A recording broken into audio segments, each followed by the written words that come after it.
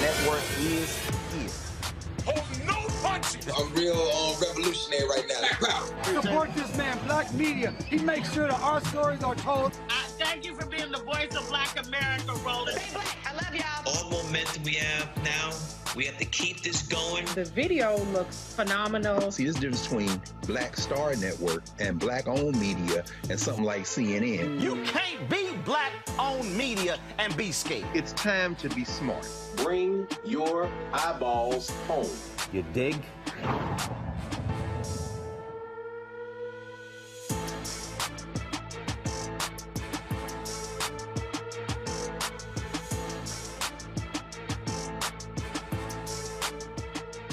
Today is Wednesday, August 10th, 2022. Coming up on Roland Martin Unfiltered, streaming live on the Black Star Network. They spent a combined 174 years in prison as a result of the gross misconduct of a Chicago cop. As a result, the convictions of 7 individuals have been overturned. We'll be joined by Cook County State's Attorney Kim Foxx, folks, to talk about this case and why she overturned those convictions. 8 Minneapolis corrections officers of color, they have won a judgment of $1.5 million when they were removed for being able to protect Derek Chauvin when he went in prison. Oh, so remove the black folks and the others, and only have white corrections officers around Derek Chauvin. Yeah, now it's costing them $1.5 million. Republicans, folks, are running this fall on illegal maps in 4 states, disenfranchising black voters. We'll talk with the Brennan Center about that. And Donald Trump, he once said that only mobsters plead the 5th Amendment when testifying. Well, today, when he sat across from New York Attorney General Letitia James, he pled the 5th for 4 consecutive hours. Sounds like you guilty. Sesame Place has put in a diversity, equity, and inclusion plan after they have been criticized for ignoring black customers. Also, she was accused of stalking Darius Cooks. Well, my guest, you had on the show before, won and beat him in court. We'll tell you about the update in that particular case. People are still talking on social media. And today's Tech Talk segment, folks, we'll show you an app that can help you determine your hair type, the best products to use on your natural hair. It is time to bring the funk on Roland Martin Unfiltered, the Black Star Network. Let's go. He's got it. Whatever the miss, he's on it. Whatever it is, he's got the scoop, the fact, the find. And when it breaks, he's right on time and it's rolling. Best believe he's knowing. Putting it down from sports to news to politics. With entertainment just for kicks, he's rolling. It's on go, y'all. It's Roland Martin, yeah. Rolling with Roland now. He's funk, he's fresh, he's real, the best, you know he's Roland Martin now.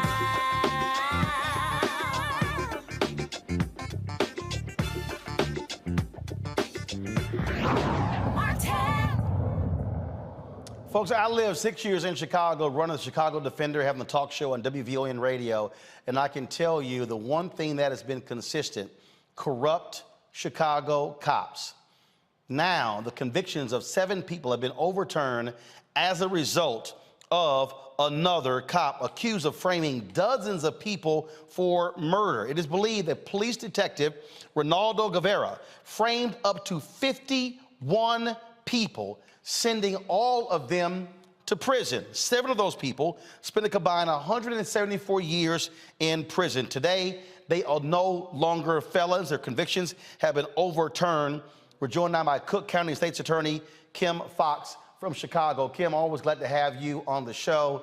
You know, this has to be the worst nightmare for someone where you didn't commit a crime and you were framed for it by a cop, someone who people trust, juries trust, DAs trust, people supposed to trust their work. So what in the hell happened here with this detective? Well, first, thank you for having me back, Roland. It's always a pleasure. But this was a detective who was working in the Humboldt Park neighborhood in the city of Chicago in the late 80s and 90s when homicide rates were astronomical. And he was known in the department as someone who could solve cases that no one else could solve. And the reason that he could solve cases that no one else could solve was because he was cutting corners, because he was coercing confessions, because he was manipulating evidence, and he was essentially, for lack of a better term, hemming people up. And because crime was so bad, because these defendants were largely Latino men, Black men, Latino women, people weren't paying attention. And he was able to, over the course of about 10 years, send a number of people to prison based on evidence that we would never use in a trial today. So now, what the hell happened? What did previous DAs and prosecutors just simply accept his word and his work? No verification? Was it guns planted? Was it lack of DNA? I mean, how did this happen? Well, it was a mess, right? And some of it wasn't as obvious, right? So you would have an eyewitness who would go and identify the defendant and say that's the person who did it. And what we later found out is that the detective was coercing that, or the detective had told them that's the person who shot your loved one. And then the people would be like, oh, okay, and went along with it. And if it wasn't elicited at trial, you didn't know. There was a case, for example, where there was a photo array where they lay out the photos of potential suspects, where someone identified a different person in that photo array than the defendant. And what Detective Guevara did was take that photo array, put it in a file cabinet in a basement, and it wasn't discovered for 30 years. So this was a guy who had all kinds of tactics that he would use, some not so obvious to people. And again, you had these people saying, hey, he is manipulating things, but they were largely men of color in a high crime neighborhood where it was, are you going to take the word of these men or a noted detective? And most people took the word of a noted corrupt detective. Now, how did your team discover what was going on and discover the truth? So that's the sad part, Roland. When I came into office in 2016, Detective Guevara was known. There had been a report commissioned all the way back in 2013 that found that he had been engaging in these practices and said that the prosecutor's office should look at these cases to see if they should be overturned. Now, my predecessor, Anita Alvarez, got that report in 2013 and did nothing with it. Wait. You came into office when? December 1st, 2016. So she got a report, Anita Alvarez got a report in 2013, and for 3 years, sat on it, did nothing. We didn't see any affirmative convictions being vacated from 2013 until 2016. There were 2 cases that were done in 2016. But since 2016, well over 24 of those cases have gone through and those convictions have been overturned. But yes, there was a period of years in which it was identified that this detective was problematic and the system did nothing about it. So your team, when did y'all see the report, and then what did you begin to put in place to begin to look into these cases? So the report was on my desk when I got there. It was waiting for me. And we had cases that were already working their way through what we call post-conviction, where people have been in prison and they're asking for another review of their case. And so right when I got there were cases that were sitting and waiting and going to hearings where we were starting to lose. And I'll be honest, our office, had a history of protecting convictions at all costs. And we were saying we're not going to protect convictions where we have concerns about the evidence. And you should know, these are all murder cases. And so people are reluctant to overturn a murder case. But starting in 2017, I think April of 2017, 5 months into my tenure, we vacated the first of the convictions under my tenure. And like I said, since then, through both the courts and through my office saying we are no longer standing by these cases, well over 24 cases have been overturned. Yesterday was the first ever what we would call mass vacating of convictions in one day, 7 murder convictions thrown out, never in the history of Cook County, Wow. and I don't in the history of the country. So how many total, so he's accused of framing up to 51 people. How many total cases have been overturned or convictions thrown out? And are you now examining other cases he was involved in? So the number we keep trying to get our hands around, we believe the number is somewhere around 32 cases, not just for my term, but before all of the cases combined. And we have an additional 3 cases that we have reviewed, and we are not going to object to those convictions being overturned. And we have said, and we said in 2019, we did a call out for others who may have not had their cases come to us to bring those cases to us. So we anticipate that there will be more cases coming, but all told, we estimate about 35 of those convictions will be thrown out. Now, what happened to this cop? This cop is collecting 2 pensions, a Chicago Police Department pension and a Chicago Park District pension, and is living in San Antonio. And the unfortunate reality is, much like with, John Burge, who people might not remember as a commander here in Chicago who tortured Black men on the south side of Chicago to get them to confess to crimes, and was never prosecuted for the torture he inflicted. He ultimately went to jail for lying at a deposition because of the statute of limitations, which is the amount of time we could take someone to trial. With Detective Guevara, most of his perjury that he committed in these cases, a lot of these acts that he did happened in the mid-90s, which meant that the statute of limitations for prosecuting him for those acts have passed. But we are looking to see, he has been called in depositions. He has pled the Fifth repeatedly. To your point that you made in your introduction, he will not answer questions about his work. And so we have to look and see if under oath he has given testimony within the last several years for potential perjury charges. So you're telling me a Chicago cop frames nearly 3 dozen people or even higher. Yeah. These people spend years in prison and he's chilling. He's collecting thousands upon thousands of dollars in taxpayer funds, and he's good. And the other part of that, and the taxpayer is paying these men and women for what he inflicted upon them. Already there have been tens of millions of dollars that have been spent compensating the men and women who were victimized by his actions for their wrongful convictions. And so, yes, while he collects a pension, Chicago taxpayers are paying out of pocket to settle these lawsuits against those who have gone to prison based on evidence from him. Are there any state officials who are proposing a change in law to where you get rid of the statute of limitations for police officers? Because again, I remember that other story, the heinous actions he was involved in.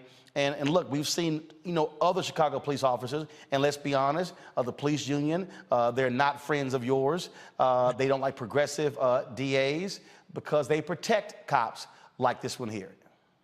Yeah, it's been really hard to get movement legislatively around expanding statute of limitations for misconduct. And so we have not seen that at all. I think there is an appetite from the taxpayer. When this news hit yesterday, not a single reporter was surprised. If you've been following Detective Guevara for years, no one was like, oh, how could this happen? There's been this casual acceptance of this terrible behavior, and this acceptance of paying out these payouts between Detective Guevara, Sergeant Watts, who was another Chicago police officer for whom we vacated over 200 convictions for shaking down residents of the IDB Wells public housing projects, and John Burge for torture. The city of Chicago, with others, have spent well over $500 million in the course of the last 10, 15 years on police misconduct cases. It is not financially sustainable for us to continue along this path. And the way that we hold police officers accountable is to make them actually accountable. If you have to pay out of your pocket, if you have to acquire insurance to do this work, if you are going to literally be held accountable by perhaps going to prison for your actions, you are less likely to engage in that. And we have not had a robust system of accountability for police misconduct here in Illinois. That is so unfortunate. And look, last point here that we have to deal with. This stuff like this is one of the reasons why residents in Chicago don't want to talk to cops, don't want to share information when it comes to wrongdoing. You mentioned the other, and look, we're talking white cops, Latino cops, black cops.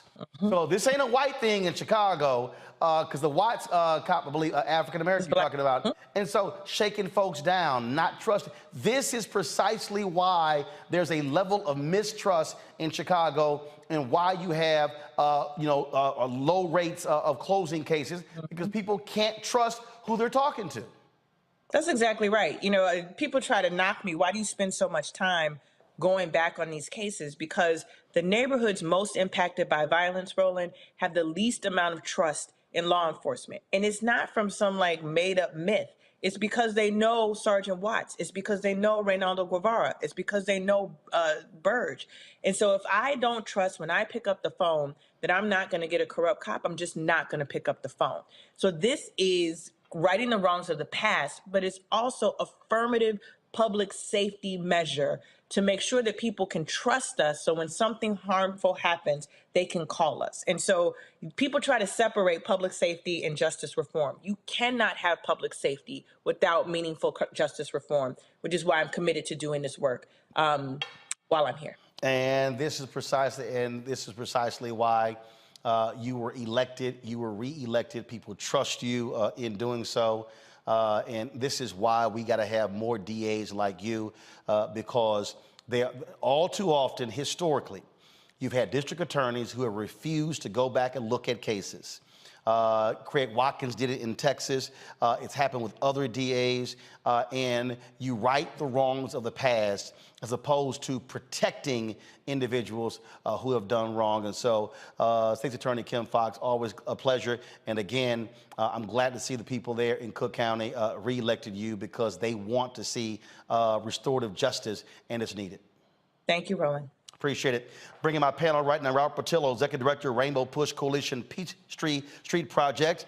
Monique Presley, legal analyst, host of Make It Make Sense with Monique Presley. Dr. Jason Nichols, Senior Lecturer, African American Studies Department, University of Maryland, College Park. Robert, I'm going to start with you. You're there in Atlanta. We've seen the same thing where you've had DAs going back and looking at cases. And this is also an example, like I said to State's Attorney Kim Foxx, why people in neighborhoods where you have high crime, they just don't trust the police. You know, you're exactly right. You can go back to a Malcolm X speech from about 60 years ago, where he says the neighborhoods that have the highest crime also have the highest levels of police presence. And that doesn't make sense. What ends up happening is people lose all trust in police. You have corruption, which runs rampant in these systems. You have absolutely no accountability. Police departments around the country and the fraternal orders of police have realized that they can shake down public officials by simply not policing, allowing crime to go up, and therefore negating any efforts at criminal justice reform or police reform, which may take place. Not to sound like a broken record, but this is one of the reasons we have to end the practice of qualified immunity for police officers. Instead of them collecting a pension and waiting for the statute of limitations to run out, they should be able to be sued in their individualized capacity by the families and by the individuals that they have wrongly jailed, and they should be paying these settlements to the families, not the city, not the taxpayers, for their own individualized torts that they have committed. This gives each individual officer an incentive that will force them to curtail their actions, because if you know you're going to lose your pension, lose your retirement, lose your home, lose your vacation home, lose your kids' college fund, lose your boating, your car, and everything else, well, then maybe you won't commit some of these literally crimes against humanity that have been committed by officers around the country. So it's time that we take this issue of police reform seriously. We have individualized DAs and state's attorneys around the country that are addressing it, whether it's Fonnie Willis here in Atlanta. Marilyn Mosby was doing such in Baltimore, Kim Foxx, Letitia James, and others. But at the end of the day, we need to have the legislative partners in state houses and the federal government around the country that are willing to give them the tools needed to bring bad cops to justice and to get some of these people who have been victims of this broken criminal justice system the type of relief that they deserve. You know, Monique, a lot of people, you hear these Republicans and conservatives attacking progressive DAs. You hear them talking about the George Soros-funded DAs. These are the type of DAs that we need in office. The people who are not going to protect thuggish, rogue, corrupt cops. The people who are not going to protect their predecessors who sat on their asses and did nothing. This is the kind of folks we need in office because the public should be able to trust a police officer or a DA. And this is a damn shame here, the folks who spent all these years in prison who were innocent. Yes, these are the kinds of DAs that we need. And the real shame to me is that in our own communities, they do not get the support that they deserve. That some of the most targeted attacks against these DAs that are running for office come from our own communities. And to the point of the Soros backing, if it's true, so what? That shouldn't be an attack, because it should be the case that our own communities, that our legacy organizations, that our Greek letter organizations, that our municipal and local organizations are all putting our weight behind DAs that we know are going to be tough on crime they're supposed to, but not be tough on people who have been improperly charged, who have been falsely convicted, and doing things like Kim Foxx has done and others regarding marijuana convictions and all those other things. We see the job that they're doing, but these attacks, frankly, come from within. There's no reason for people in power, white folks or whatever, to do anything, to lift a finger to attack those like the Kim Foxxes of the world, the Marilyn Mosbys of the world, when within our own community and within our so-called progressive part of our community, we see the attacks from there that they have to answer. I mean, you look at the work that this woman is doing, look at the press that she got over the Smollett case. Look at the kangaroo court that was allowed to come up and second guess her decision making. All that she had to withstand. Now, thankfully, that didn't keep her from being reelected, but it could have, and it would have been on us. It would have totally and completely been on us. So I agree with everything that Robert said, except I do believe that he conflated the need for us to get rid of the immunity protections, but I am not in favor of getting rid of statute of limitations. I'm a defense lawyer at heart, and there is a reason why we have statutes of limitations, because it is harder and harder with time to get the evidence that is necessary to charge a case properly and to convict properly, and prosecutors have a huge weight of discretion, and they can go in there if they want to and get a grand jury to convict a piece of pizza.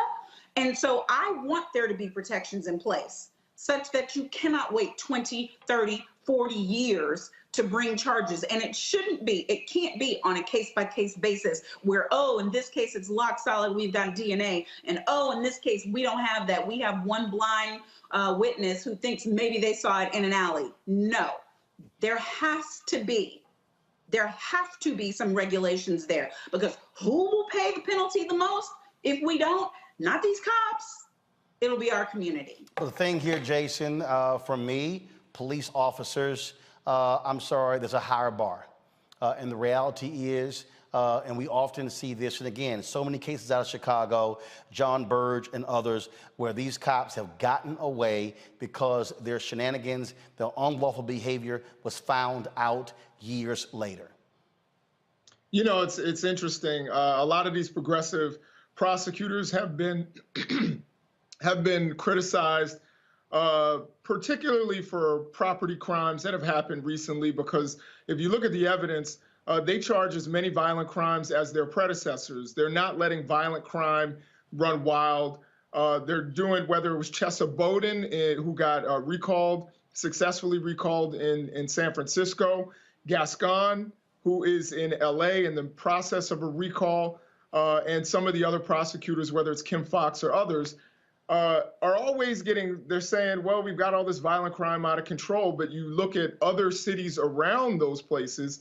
If you look, for example, in Sacramento, which has a really conservative DA, and their murder rate shot up in 2020 and 2021. Same thing in other places, Tucson. You can name any city in California or on the western side of the country. They all saw spikes in murders, and these progressive prosecutors are charging those. I think it's more about what they're doing with crimes of need.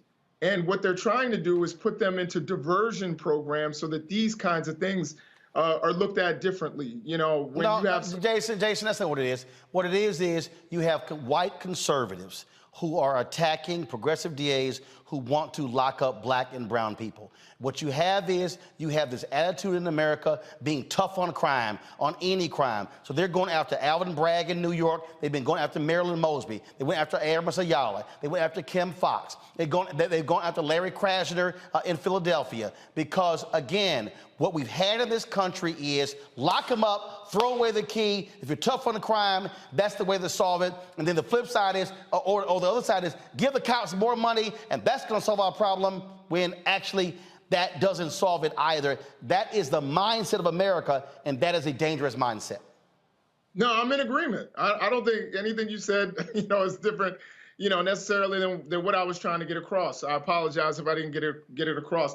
I think, again, I'm in between Robert and Monique here in the sense that, they're attorneys, I'm not, but I'm in between them. I don't think we should get rid of statute of limitations. I think one of the things that needs to happen is to look at them again. At least that was what I understood. Got it. Kim Foxx was saying, is that we should look at the statute of limitations, particularly as it applies to law enforcement officers. Yep. And I agree with you, Roland, that it's more egregious for someone who the state is paying to enforce the law to then go ahead and break it. And these men are living their lives, in prison, and $46 million and $500 million over a decade is coming out of my pocket as a taxpayer. And I'm paying this guy. I think it's ridiculous. We need to look at that statute of limitations, and that should come out of police pensions, because they're the ones who committed the crime. Let them pay for it. Indeed. All right, folks, hold tight 1 second. I got to go to a break. We come back. We're going to talk about these illegally gerrymandered districts, how black people, black voters are getting screwed because Republicans are using gerrymandering to freeze us out of political office. We'll explain when we come back on Roland Martin Unfiltered right here on the Black Star Network. Don't forget to download the app, Apple phone, Android phone, Apple TV, Android TV, Roku, Amazon Fire TV, Xbox One, Samsung Smart TV. If you're watching on YouTube and Facebook, hit the like button, folks. It's easy. It's not that hard. Hit the share button as well, because let folks know that we're live. This is the kind of content and the discussion you ain't gonna get on CNN, MSNBC, Fox News, ABC, NBC, or CBS. We also want you to support us in what we do by joining our Bring the Funk fan club. We need 2,000 of our fans to give a minimum of $50 this month. Look, that's all we ask of you. You give me less, that's no problem. You give more, that'd be great. To raise $100,000 to continue to do the work that we're doing. And so to do so, check in money orders. Go to P.O. Box 57196, Washington, D.C. 20037-0196. Cash App is $RM Unfiltered. PayPal is R Martin Unfiltered. Venmo is RM Unfiltered. Zelle, Roland at RolandSMartin.com. Roland at RolandMartinUnfiltered.com. We'll be right back.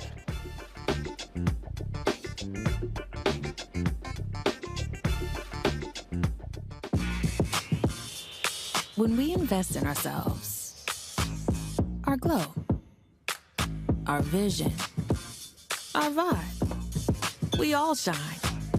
Together, we are black beyond measure. On the next Get Wealthy with me, Deborah Owens, America's Wealth Coach, you see the headlines. All frightening, right? Interest rates are going up. The recession is on the way. The stock market is up and down. But you know what they say, scared money don't make money. That's why I'm excited on our next Get Wealthy to have a conversation with someone who has written a new book, Fearless Finances, and she's going to share exactly what you need to do to secure your bag regardless of the ups and downs of the economy or the stock market. Oftentimes you can start with as little as $5. That's right here, only on Get Wealthy on Black Star Network. When we invest in ourselves, we all shine. Together, we are Black beyond measure. Next on the Black Table with me, Greg Carr. Succession. We're hearing that word pop up a lot these days as our country continues to fracture and divide. But did you know that that idea, essentially a breaking up of the USA, has been part of the public debate since long before and long after the Civil War, right up to today? On our next show, you'll meet Richard Crichton, the author of this book, who says breaking up this great experiment called America might not be such a bad thing. That's on the next Black Table, right here on the Black Star Network. What's going on? This is Tobias Trevelyan. Hey, I'm Amber Stevens-West. Yo, what up, y'all? This is Jay Ellis, and you're watching Roland Martin Unfiltered.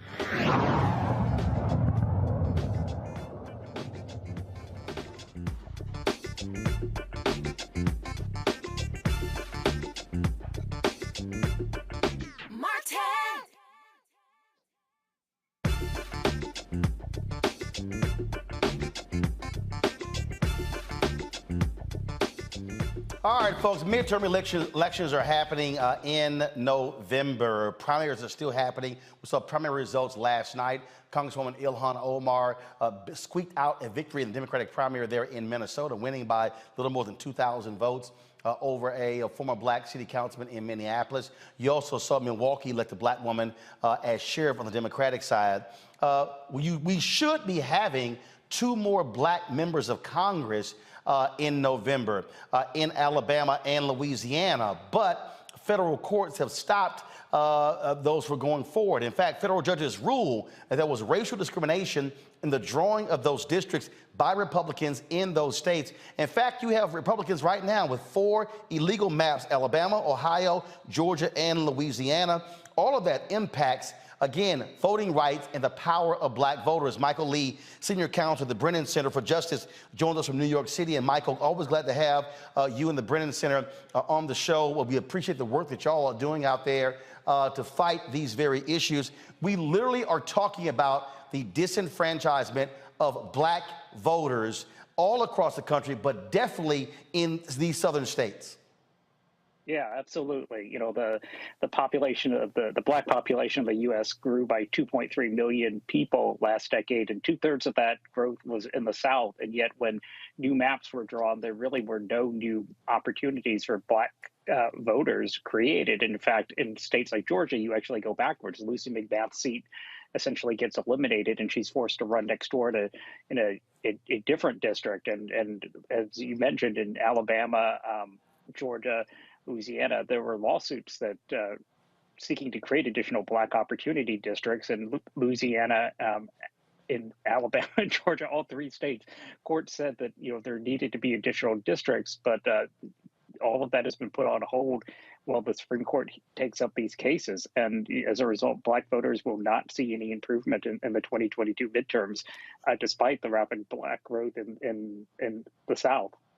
Well, and the crazy part is the federal judge in Louisiana ruled that was enough time to redraw because their primary actually isn't until Election Day in November. They have a jungle primary. And so there was more than enough time. And what Republicans did was they waited, Michael. They waited in a lot of these states to the last second to pass the maps so the court could say, sorry, not enough time to actually redraw them. In Louisiana, it was way more than enough time, but they still stopped the clock. Yeah, absolutely. I mean, it's remarkable. And you know, you mentioned Ohio. Ohio similarly The state Supreme Court struck down the map. The Ohio Redistricting Commission reenacted a very discriminatory map, in this case, politically discriminatory map. And there just wasn't enough time to bring new challenges to that because of the way that it works in Ohio. As a court can strike down a map, it can't put in place its own map. It's really sort of a handicapped reform, but you're absolutely right. There absolutely was enough time. Even in Alabama, there was plenty of time to redraw the map for a primary. You might have to move the primary date a little bit, but there's plenty of time to redraw the map, and yet courts have put a hold on this. And it really is remarkable because none of these rulings, especially in the South, was very controversial. The law in this area is very clear. In Alabama, the 3-judge panel that struck down the map included 2 Trump appointees, so hardly a radical panel at all. And they issued a 200-plus page opinion that said, hey, Alabama needs to have 2 black districts out of the 7, which would be roughly proportional to the black population of Alabama. And yet, despite the fact that they, these 2 Trump appointees said that you need to create a second black district, and you did so unanimously, right? This 3-judge panel did so unanimously. All 3 of the appointees are Republican appointees. The Supreme Court stepped in and put a hold on this. And as a result, they're not only will black voters not have a new district in Alabama this cycle, it's potentially possible that the Supreme Court will gut what remains of the Voting Rights Act because there's just too much attention being paid to race and, giving black voters just a little bit more of a seat at the table. Not a whole lot more, just a little bit more of a seat at the table seems to be too much for some people. And the problem that we have here is this Supreme Court absolutely, with now 6 hardcore conservatives on the court and the so-called, moderate to conservative voices, Justice John Roberts, who was the one who gutted the Voting Rights Act, Section 4 in Shelby v. Holder, somehow believing, oh, everything is now great, no need to have oversight. And of course, Clarence Thomas don't give a damn about black people. He's been wanting to get rid of the Voting Rights Act from day one. Yeah, I think that, I think this is a very scary time because, this is a court that in a lot of ways that, it bears mentioning that the court is going to hear the Alabama case on October 4th. On October 31st, it's going to hear affirmative action cases out of Harvard and the University of North Carolina. So there's going to be a lot of race on the table. And I think for a lot of the justices, or at least the concern is that for a lot of the justices, they seem to believe that we're in a post-racial world where we really don't need to think about race that much. And that's a very scary place to be because, as I said, black voters are underrepresented in the South. They're really, black voters are punching below their weight because of the way that these maps are purposely designed to break up black communities and to disadvantage black voters. And yet, the courts seem to not really care. And that's a very disturbing place for us to be in 60 years after passage of the Voting Rights Act. And Michael, and the last point here, one, the Supreme Court has already said, oh, we can't rule on political gerrymandering, leave it up to the states. Well, if you've already politically gerrymandered the state districts, then guess what? They then control the legislature and control the state Supreme Court, so you're screwed. And so really the only thing left to combat gerrymandering really is race. They were effective in North Carolina when they got that struck down because of racial gerrymandering. And so that's what we are facing. But unfortunately, this Supreme Court doesn't even give a damn about that. And so what then does the future look like? Are we going to be stuck with black folks, Latinos packed into districts in order to ensure white conservative lawmakers remain in power? I think that's a real concern because, the reason all of this, of course, is going on is the South is changing, right? People of color are increasingly effective in winning elections. Georgia is a prime example of that. And last year in the Senate races and also the presidential race, and so black voters and Latino voters are becoming increasingly powerful, and that scares the people, because it challenges the status quo. And I think you're seeing that. Unfortunately, the court has really messed up the jurisprudence. You mentioned the partisan gerrymandering ruling, like green-lighted partisan gerrymandering, but now what you're seeing in the South is people defending racially discriminatory maps on the basis that, oh, well, we were just discriminating against Democrats. And lo and behold, they happen to be black and Latino, but we weren't discriminating against them because of their race. We were discriminating against them because they're Democrats. And you, the Supreme Court, have said that that's okay. And that is like a bad place to be if the Supreme Court and courts are not willing to closely delve into and try to parse out the difference between race and politics. If they just are very superficial, and states may get away with a lot of pretextual justifications, and it may turn out that the decision greenlighting partisan gerrymandering really greenlighted a lot of racial discrimination as well. Indeed. Michael Lee with the Brennan Center. We surely appreciate it. Thanks a lot. Yeah, thank you for having me. Indeed. Jason, I want to start with you. It's amazing when I hear these people say, oh, Roland, you're always talking about voting. Voting not going to solve anything. So I'm always trying to connect the dots.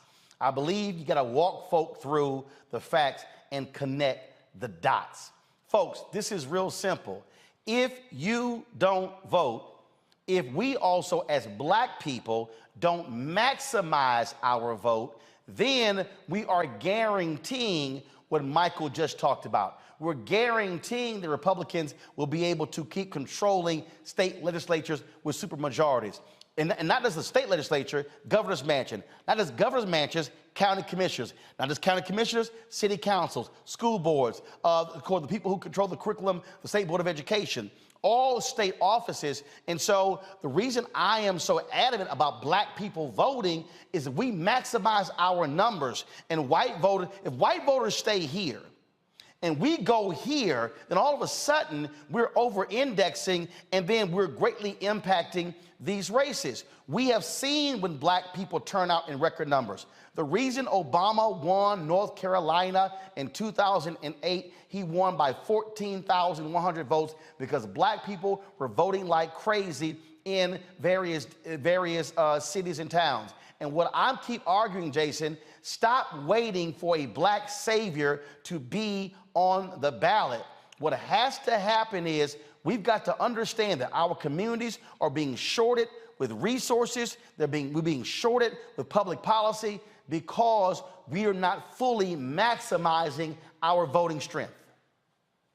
Yeah, I have some close friends of mine and who are very active in the community, and they oftentimes, we debate, and they often say, oh, well, I'm not going to vote. Voting doesn't really make a difference. And my response is, if voting didn't make a difference, they wouldn't put so many obstacles in the way of black people voting.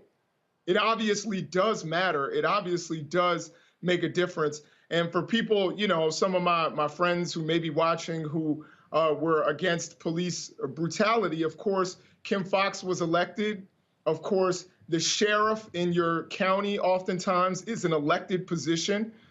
These are positions, so you have law enforcement offices that are actually elected, that are on your ballot. So I think we should pay attention not only to national politics, but also to local politics and realize the power in our vote. It's certainly, we can talk about Congress and Senate and president. Those are real sexy votes. But a lot of times your school board, when they're trying to change the curriculum and they're trying to change and take, slavery, the word slave trade out and make it involuntary, immigration or whatever they're trying to call it. You actually, first of all, can vote for somebody who will make a difference there and make sure that the curriculum is fair for all children. And the other thing that I tell my students is you don't have to wait for a savior. You can run for office. That's also something you can do. There are state delegates, there are, county commissions, there are all these kinds of elections that you don't have to wait for somebody else to do the job. You can actually do that and take initiative and make your community better. Again, when we're talking about maximizing, Robert, I go back to when Harold Washington was elected in Chicago. You literally had 85 to almost 90% of black turnout. And it was interesting because Congressman Harold Washington challenged Lou Palmer and others by saying, oh, register X number of folks and then I'll run. Then they went out and did it. He was like, damn, I guess I got to run.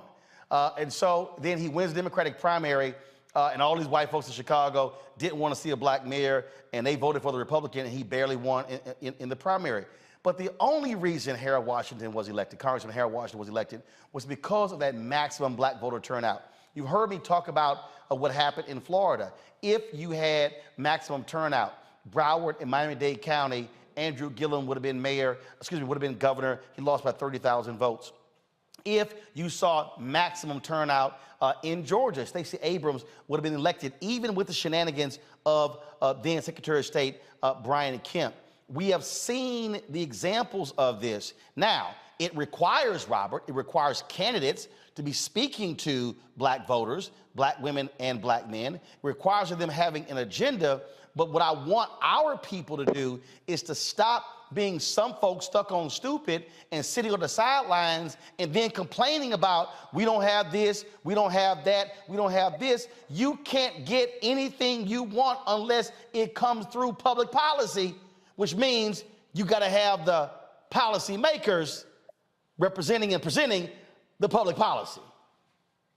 Well, the first day of a freshman year political science class, the first thing they tell you is that politics answers the question of who gets what when. And so if you're not involved in the political process, when you're talking about governmental resources, when you're talking about zoning, or when you're talking about educational policy, when you're talking about where that new hospital is going to go, or where that new freeway is going to exist at, what areas will be policed and what areas will be allowed to decay, that all is a political question that will be answered by the vote. I want to go back to something that you guys were talking about with regard to the Supreme Court. Let's understand that this is a states' rights Supreme Court. It's not that they think we're in a post-racial world. They are afraid that we are entering a post-racial world, and therefore they're trying to turn back the clock as much as possible as we get to that singularity point where white people become just one of the various minorities in the country. They want to remove all the protections of the Civil Rights Movement, all the protections of the New Deal through something called the Interstate Commerce Clause. They want to remove the federal government's ability to regulate individualized activity, particularly individualized discrimination, and then on the other hand, remove any programs that exist and any policies that exist would seek to even the playing field for minorities. This is going to happen. This is not fear-mongering. This is not a guess. All they need is a case in controversy to be on the Supreme Court docket for them to overturn this.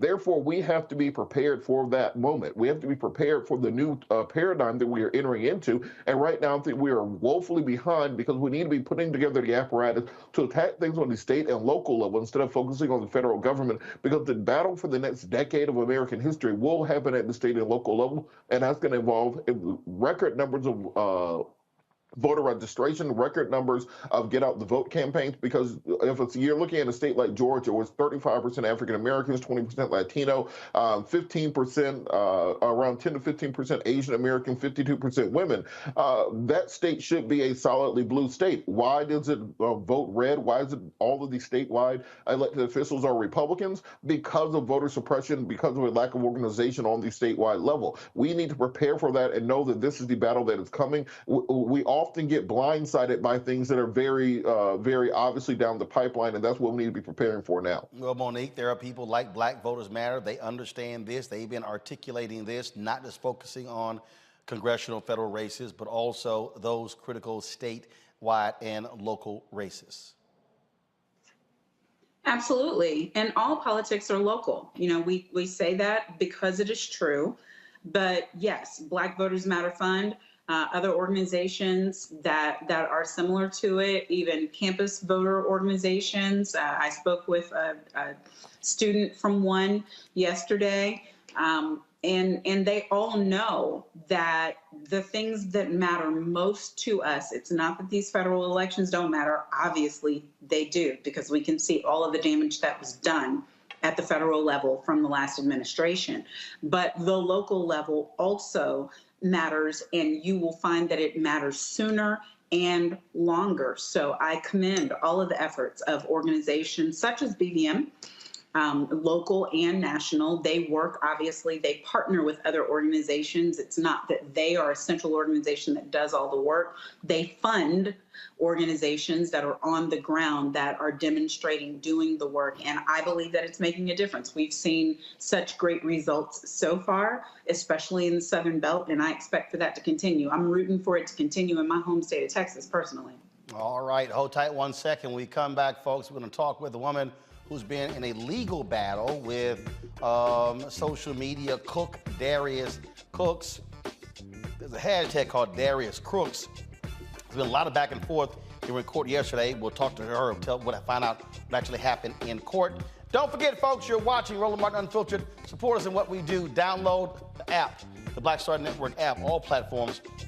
Apple phone, Android phone, Apple TV, Android TV, Roku, Amazon Fire TV, Xbox One, Samsung Smart TV. And of course, you can also assist us in what we're doing by joining our Bring the Funk fan club. The goal yearly is to get 20,000 fans contributing on average $50 each to raise $1 million to support our journalistic efforts. You can assist us right now by, again, joining us. Goal to get 2,000 folks this month alone. P.O. Box 57196, Washington, D.C. 20037-0196. Cash App, $RM Unfiltered. PayPal is R Martin Unfiltered. Venmo is RM Unfiltered. Zelle is Roland at RolandSMartin.com. Roland at RolandMartinUnfiltered.com. We'll be right back.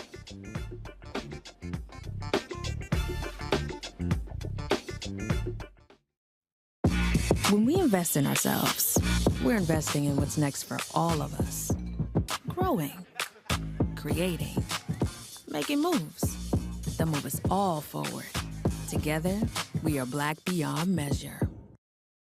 On the next, A Balanced Life with me, Dr. Jackie, getting back to normal. Is there such a thing?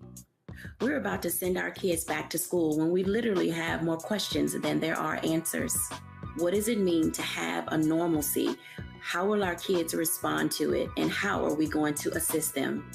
What can you do to help your kids feel some sense of emotional stability as they go back into the classroom here on A Balanced Life on the Black Star Network? When we invest in ourselves, our glow, our vision, our vibe, we all shine. Together, we are Black beyond measure.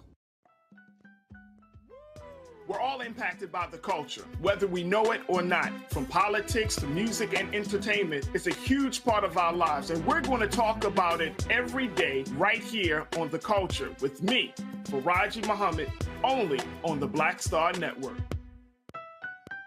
All right, folks, you see me rocking the Shibori Pocket Square. We have those on RolandSMartin.com/pocket squares. Y'all know I can't do the regular stuff, the little board and silk pocket squares.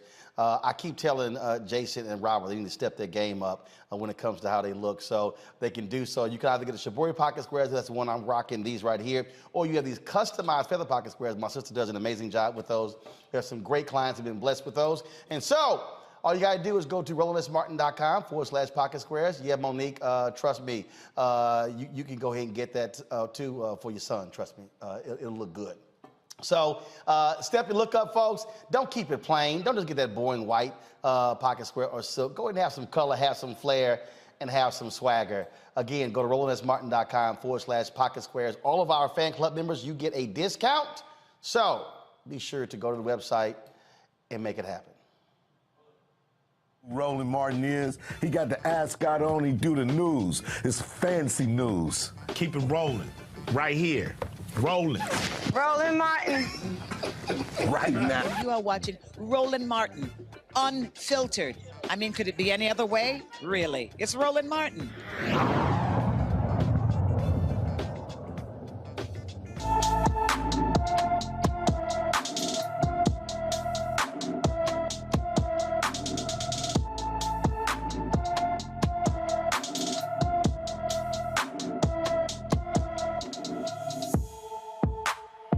Folks, Nina Liscum has been missing for quite some time. Folks, the Coweta County, Georgia Sheriff deputies are searching for her. She's 82 years old. She has early stage Alzheimer's disease. Ms. Liscum went missing Tuesday between 1 a.m. and 3 a.m. She was last seen wearing a black shirt, pajama pants, and black house shoes. Anyone with information on Nina Liscum should call the Coweta County, Georgia Sheriff's Office. The number, folks, is 770-254-3911, 770-254-3911. All right, folks. So we told you about this story that has been talked about on social media. All this back and forth between people who have purchased goods and services and with Chef Darius Cooks. Well, then you had this legal drama. So he got a temporary restraining order, or tried to get one against someone who he said was targeting him, was stalking him. And so they've gone back and forth with court delays this month. Well, they actually had a court hearing just the other day, and he lost. My next guest was the one who's been going back and forth in court with him. She joins us right now to let us know exactly what took place. Mel Ford, how you doing?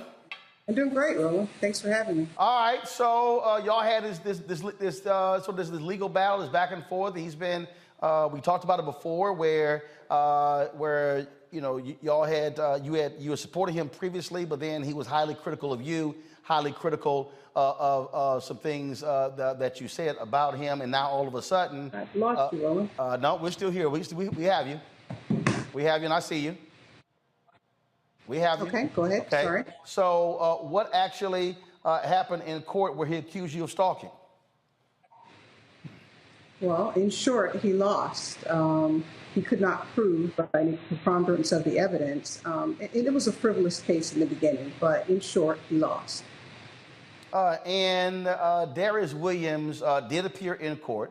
And so one of the things that you know happened there in court, where video was also shown, your attorneys, his attorneys were there, and so there were statements that were made in court where video contradicted what he actually said happened.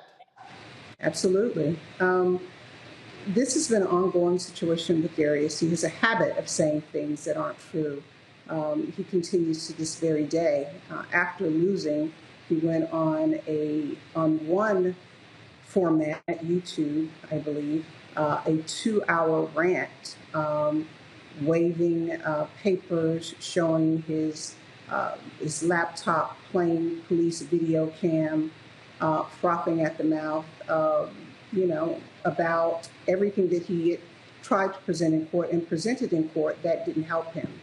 I've always said, Roland, one of the things that's really disturbing about the situation is you have someone who seemingly had some talent, but this gentleman has taken, and I use that term very loosely, a snippet of facts sometimes, and he distorts it, and we have a community of people who are followers because of a macaroni and cheese recipe or a funny video.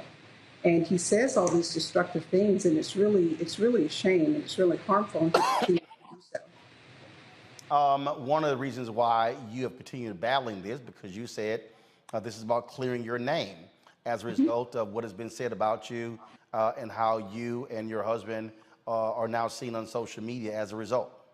Absolutely. It's been really, really challenging. You know, without repeating a lot of the disgusting things that he has said, he just continues to go after me, go after my husband. But again, he has a habit of going after anyone that presents facts and that refutes his bad behavior. And these things are his own fault. We are still waiting. And if you recall last time, this started back in 2016. This man, because I said, listen, I see your behavior. I don't want to have anything to do with you and your book club, and said it nicely and privately. He went online and told people that he had dismissed me from the book club as a result of finding out and tracing my IP address and determined that I was the one who was sending him hate mail and death threats via email. Now, we've not seen any of that, and you won't see it because it never happened. What he does continue to do is to play a 2016 voicemail message from me in which I say good morning, and I ask him, I don't know why you can't be mature, why are you doing this, and said what I had to say, and then got annoyed, and then I think I used an expletive maybe once, perhaps twice. But he thinks that clears him. It doesn't. It is beyond me and beyond comprehension for me why he tends to do the things that he does. And I've got to wrap my brain around. I probably never will understand, because it is a fool that tries to rationalize irrational behavior. And this man is irrational. I truly believe he is deeply disturbed. He presents normal, but, you know, and this may be a stretch, but so did Jeffrey Dahmer. I mean, people thought Jeffrey was just quiet and working at the candy factory, and little did anybody know Jeffrey was at home eating people. I know that's a lot, but I feel similar to Darius Cooks. He presents as this, he has moments where he presents as this funny and engaging individual, but cross him, or for him to feel crossed, he's going to create a narrative or attempt to create a narrative where he is right, you are wrong, and he doesn't care what you say.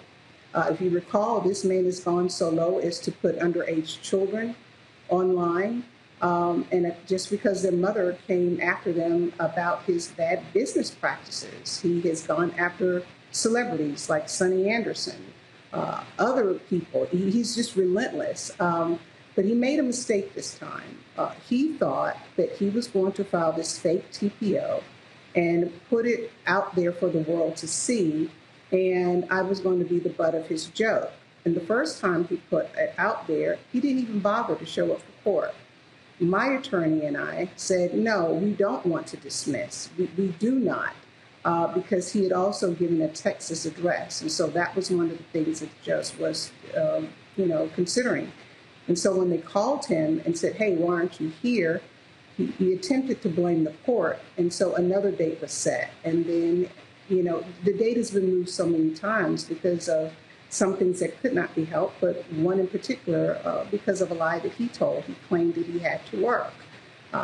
He didn't work on the particular court date. But nevertheless, the good thing about it, and I appreciate you allowing me to be rather long-winded, but the good thing is that, we prevailed yesterday. All the facts were laid out, and there were 4 components of the TPO that the judge considered.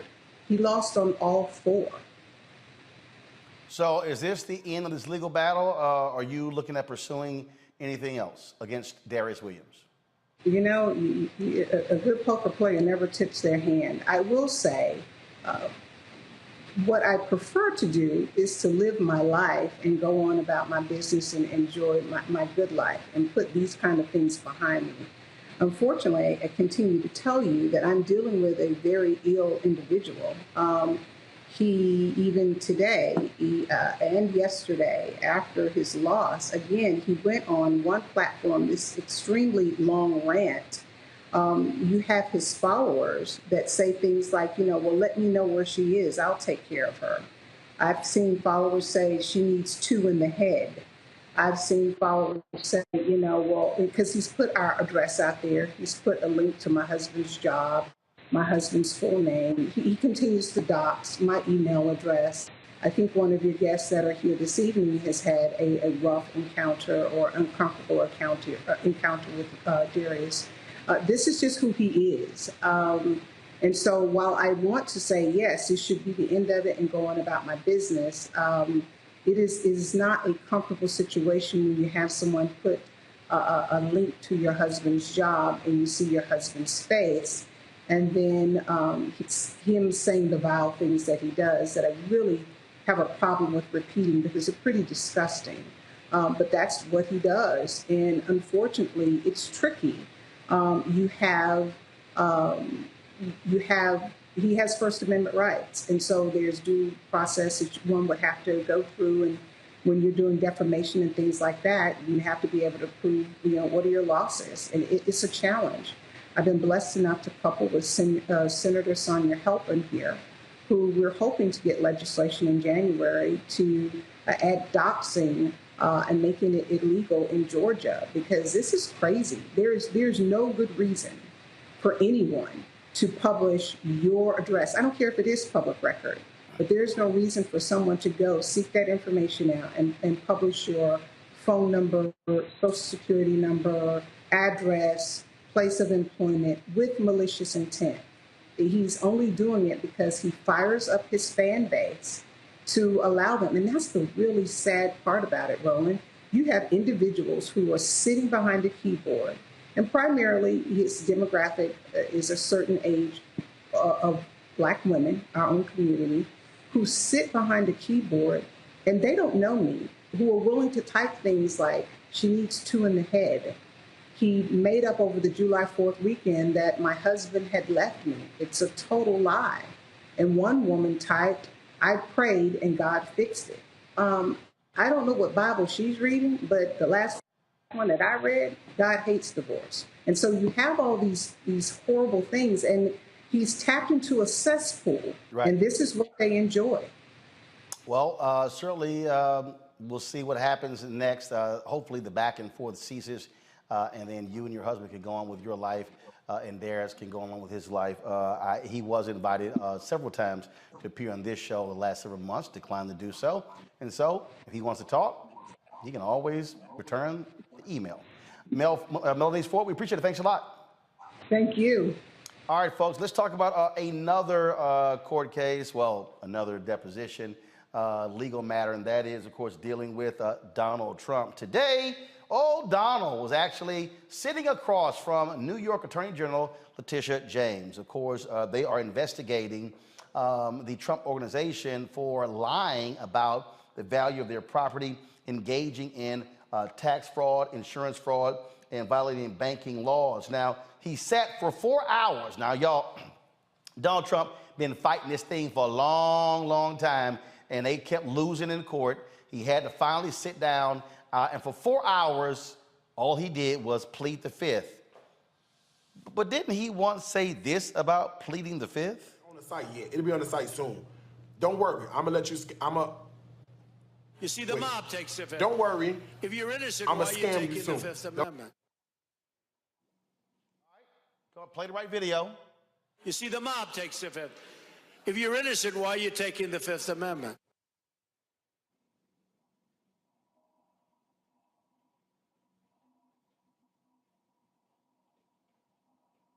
You see, the mob takes the fifth. If you're innocent, why are you taking the Fifth Amendment? That's a good question, Donald. If you're innocent, why in the hell did you plead for the fifth for 4 hours? Tish James showed up for this deposition, Monique, and sat across from him the entire time.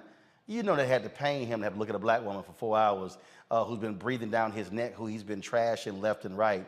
And so if you're innocent, why you plead the fifth? It's his right, but she's not giving up on trying to get to the bottom of the Trump organization. Monique? Right. So there's plenty of reasons why, if you're innocent, you would still plead the fifth. He was ignorant when he made the statement. He wasn't ignorant today when he followed his lawyer's advice and asserted his Fifth Amendment rights against self-incrimination. You have to be very specific about that, though. So it would have to be true that there is an investigation afoot, or a very real chance that you could be exposed to criminal sanctions or criminal liabilities if you answer the questions. So there will be an adverse inference against him. That's the way the law works. If this moves forward and it goes to trial, then the fact that he refused to answer will, his right to remain silent will, in a civil case, be used against him. But I'm sure he did the only thing that he could do, not just because of the precarious nature of the questions that he was being asked, but because his lawyers know that he loves a lie. He lies like he breathes. And so him asserting his Fifth Amendment rights meant he doesn't get to answer a question, which means he doesn't add perjury to the potential charges that could be filed against him. So all in all, whatever lawyers he found for this, they did the best they could by him, and I am certain that that bison, Tish James, will keep going. Robert. You know, I find it interesting, particularly in this case, because if you look at the last 2 weeks for Donald Trump, it reads like something out of a Shonda Rhimes show. You know, a couple weeks ago, your ex-wife falls down the stairs, you bury her on your golf course. Then after that, your house in Florida gets raided by the FBI. Then a couple of days later, you're sitting down for a deposition in New York for your other criminal case. At the same time, your other criminal case in Georgia, there's subpoenas being issued for Rudy Giuliani, your former lawyer, and for Lindsey Lindsey Graham.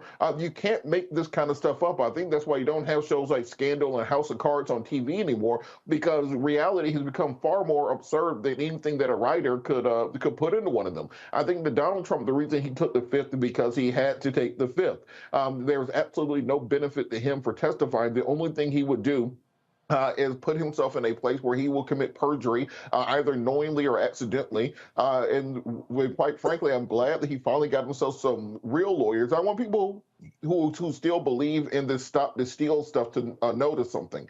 The lawyers that Donald Trump was using to go around the country to challenge all the elections, the TV lawyers, the Rudy Giuliani's, etc., they're not here for the actual criminal cases. The reason is he understands that you need a real lawyer because he might land his ass in jail. So he went out there and hired some real people, not these cartoon lawyers that he had previously. So these are important things to watch. We're going to see these develop going forward. But these prosecutors are not playing with them. He understands that, and the chances of jail time go up with each case. The idea that he will get free of all of these cases, he's not Frank Underwood. Some of these are going to come home to roost on him. Jason, bottom line here, here's a man, he lies about lies.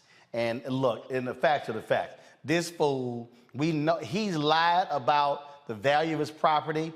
He lies to tout it, then he lies, and by lowering it for tax reasons, they got the goods on his ass and they know it. And I can't wait till this thing goes to trial. Yeah, I think the evidence is overwhelming. You know, from what I've read, I don't think Tish James actually needs him to make a statement. And I think, you know, it's possible that some of these other people are gonna, you know, do the speaking for him. What is it, Goldblatt? I'm forgetting the gentleman's name. At any rate, and Michael Cohen, I think, gave a lot of evidence in that particular case. I think that one of the things about Trump is I know it pained him to take the fifth. I think he wanted to talk because he thinks he can outsmart people. And so, you know, for his personality, for him to have to remain silent and not, you know, with the hubris that he has and the ego that he has, and to sit across from a black woman and know that she has him in checkmate, I think frustrated him to no end. This is why, of course, he went right after that deposition and went and, you know, released this long prepared statement that I'm not sure he prepared, but I'm sure he had some input on it, because I think it pained him to know he's being outsmarted, to know that he really had nothing to say. He couldn't retort back. He was president when it would have been best for him to stay quiet, but he had to talk. So I think, you know, pretty much his lawyers twisted his arm for his benefit, and that's why he pleaded the fifth. Robert? I think Jason's absolutely correct on that. I think going forward, we're going to see him being hauled before more and more DAs for depositions. He'll be hauled into trial. I think that Republicans are delusional on this idea that Donald Trump is somehow going to run for president in 2024, and especially win the presidency in 2024. This concept is foreign, and I think this is what makes the raid on Mar-a-Lago even more significant, because people are saying, well, this is just a ploy to stop him from running in 2024. No, this is because he's committed so many crimes that there are no longer any places to hide them. The real question is going to be whether or not Trump flees the country before 2024, not whether or not he runs for president in 2024. Absolutely. I just love the fact that he finally has to sit down. He fights these things left and right, and now it happens. He did issue a long statement. I don't really give a shit. I'm not going to read it. All right, so let's go to our next story. Sesame Place says it is expanding its diversity, equity, and inclusion efforts following a class action lawsuit alleging racial bias. This is after a black family accused Sesame Place Philadelphia, a Sesame Place Philadelphia character, of performer of racial discrimination. The family says employees dressed as Sesame Street characters only interacted with white visitors during a meet and greet event.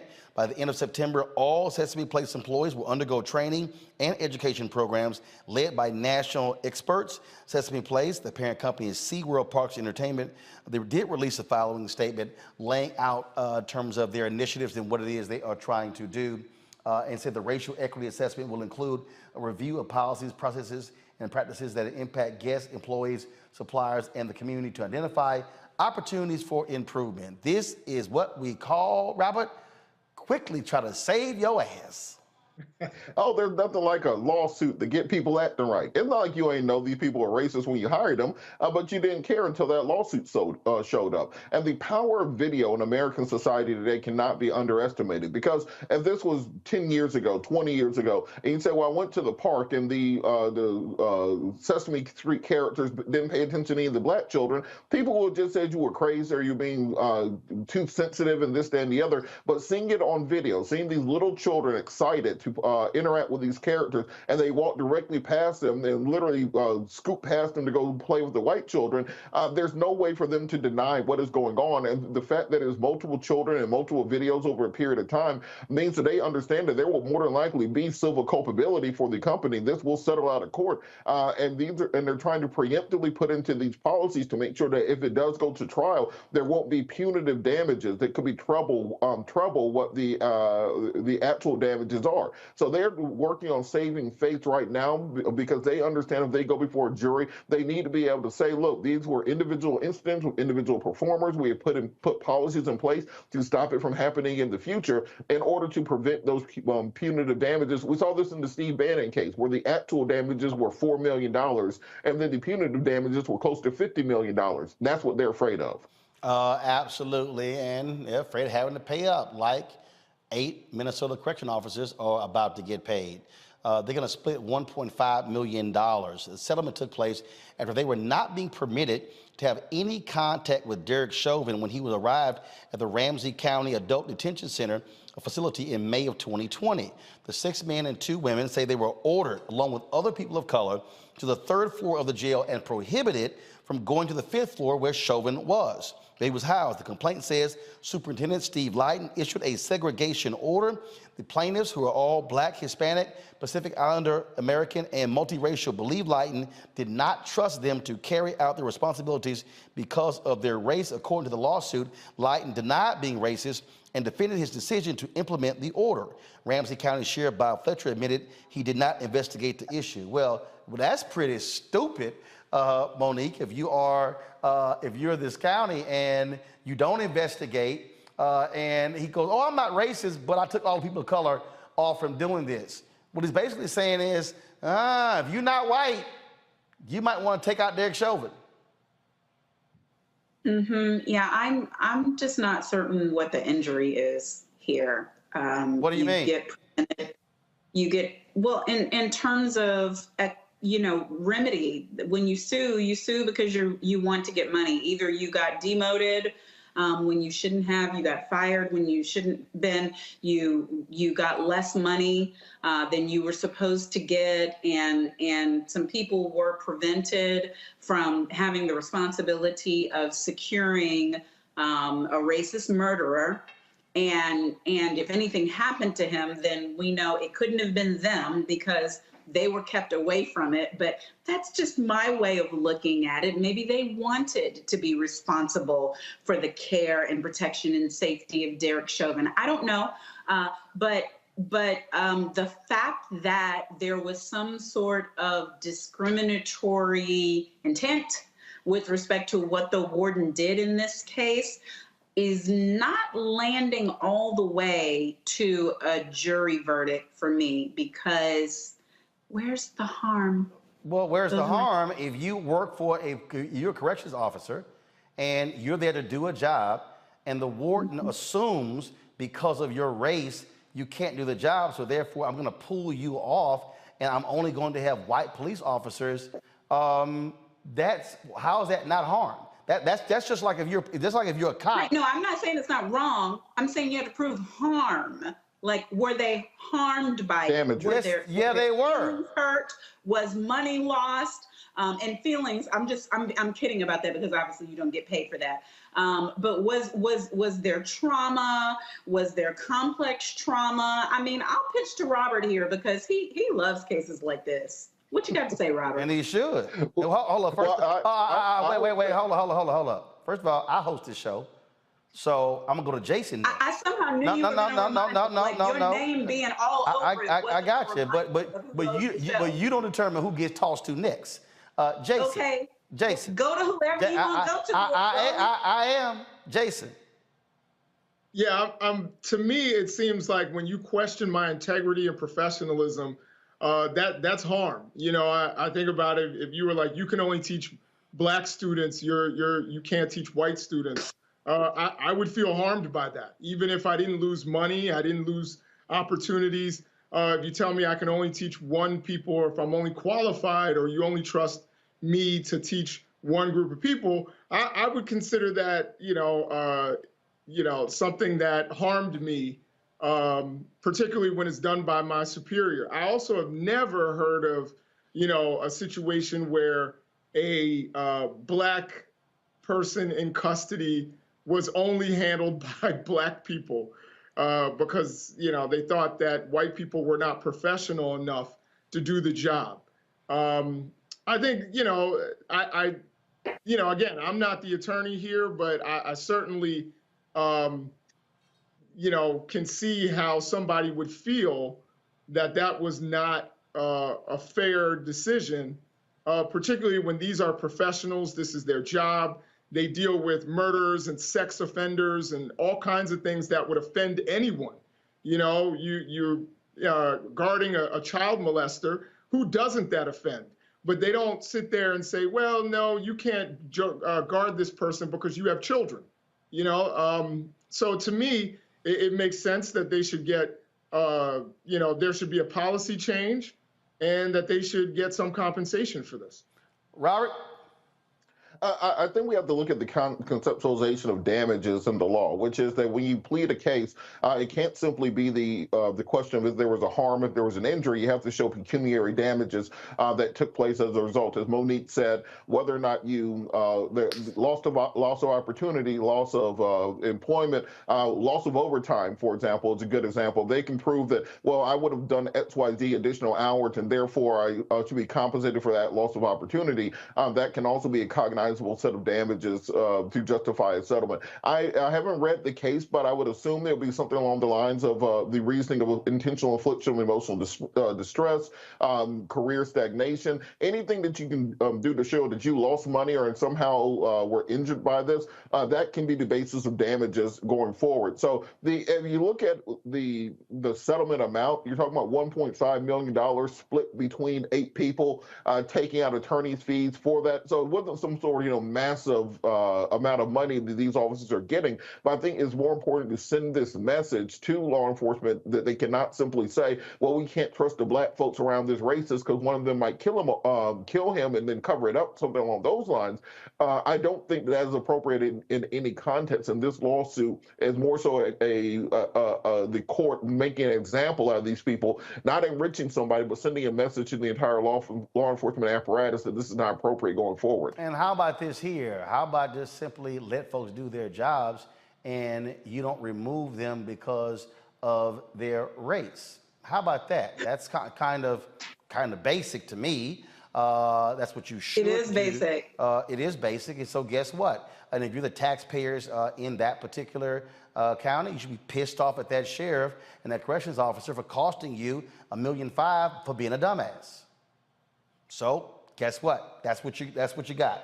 All right, folks, got to go to a break right now. We come back, more Roland Martin Unfiltered. Don't forget, if you are on YouTube or Facebook, please be sure to hit the like button. We want you to check us out. We also, of course, want you to impact, as we always try to do, impact the algorithm as much as we can. And so we appreciate all of your support. Those of you, of course, who are watching the show, please download the Black Star Network app if you're not on the app. We're on all available platforms: Apple phone, Android phone, Apple TV, Android TV, Roku, Amazon Fire TV, Xbox One, Samsung Smart TV, and of course, we want you to join our Bring the Funk fan club, where your dollars make it possible for us to cover stories all across the country. We've got plans to hit the campaign trail in September and October. And of course, we'll be covering issues through the last week, November as well. And so the goal this month is to get 2,000 of our fans contributing at least $50 each. That's $4.19 a month, 13 cents a day. Not only do you get this show 2 hours, you get Faraji Muhammad's 2-hour-a-day live show, daily show. You get weekly shows by financial show Deborah Owens, a wellness and balanced living show, Dr. Jackie Hood Martin, culture show from Dr. Greg Carr, and of course, the entrepreneur tech show with Stephanie Humphrey called The Pivot. And so you get all of that. We, of course, Rolling with Roland, our bi-weekly interview show. You're going to see a promo coming up next with my conversation with Michael Ealy. Folks, all of that, we don't charge a subscription fee. We do ask you to support us in what we do. Check and money orders can be sent to P.O. Box 57196, Washington, D.C. 20037-0196. Cash App is $RM Unfiltered. PayPal is R Martin Unfiltered. Venmo is RM Unfiltered. Zelle is Roland@RolandSMartin.com. Roland@RolandMartinUnfiltered.com. We'll be right back.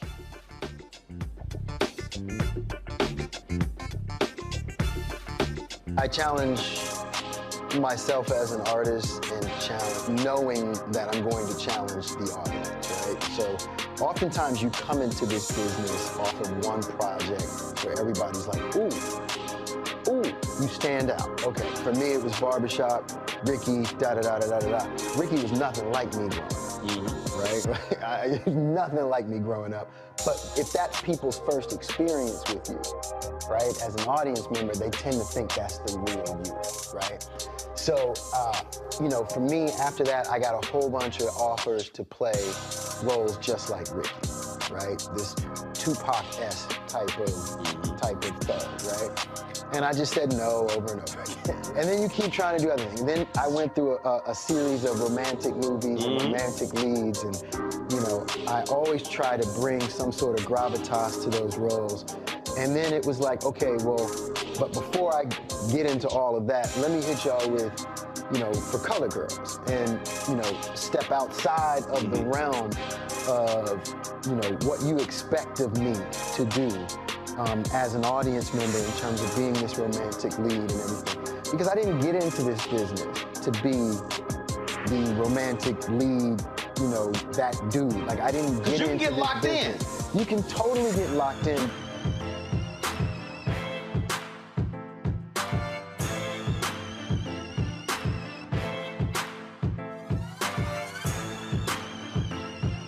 When we invest in ourselves, we all shine. Together, we are Black beyond measure.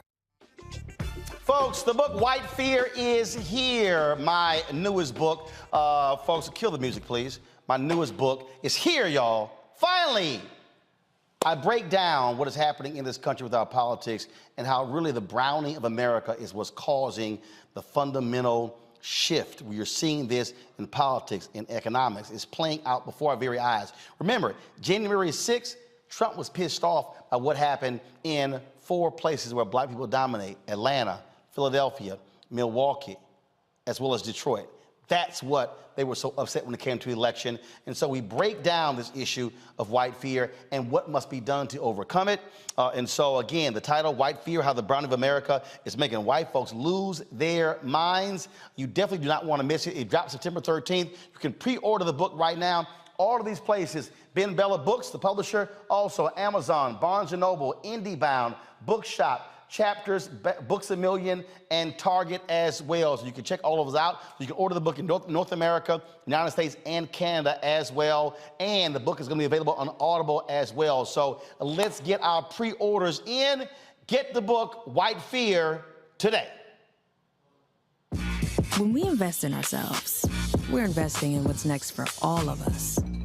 Growing, creating, making moves that move us all forward. Together, we are Black beyond measure. Hi, I'm Vivian Green. Hi, I'm Wendell Pierce, actor and author. of The Wind in the Reeds. Hey, yo, Peace World, what's going on? It's the Love King of R&B, Raheem Devon, and you're watching Roland Martin, Unfiltered.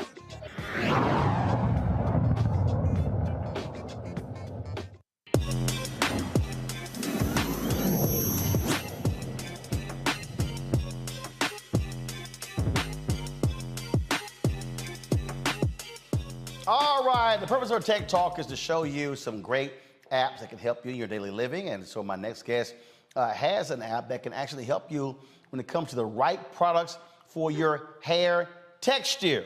That's right. Of course, let's talk to Mayavana.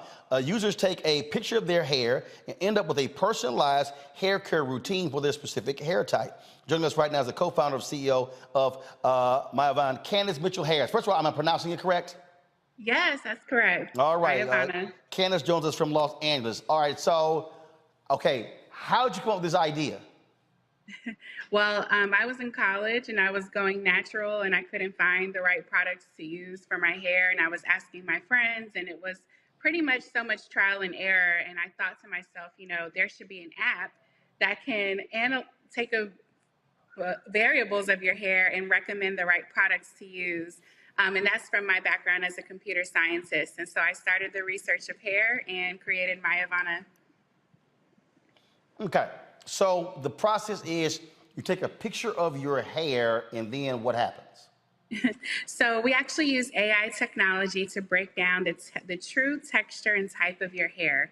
Because as women of color, we have the greatest texture variety out of any ethnicity in the world, and which makes our hair care experience, you know, sometimes kind of challenging. And so the photo actually breaks down your true hair ID when you do an analysis using our hair analysis kit as well. And the recommended products are actually what's compatible for your unique hair type and texture. Now, is it just for women or is it also for men? So we can analyze anyone's hair. So primarily our customers have been women, but there are a lot of men who are now wearing their hair longer and curly. And so we actually serve anyone who has hair. And of course, our natural hair clients have been really focused on eliminating the trial and error and understanding what works for them, if you're a woman or man or anyone. Okay, so, but check out natural hair. So if you take a picture and you got a perm, well, that doesn't help you, right?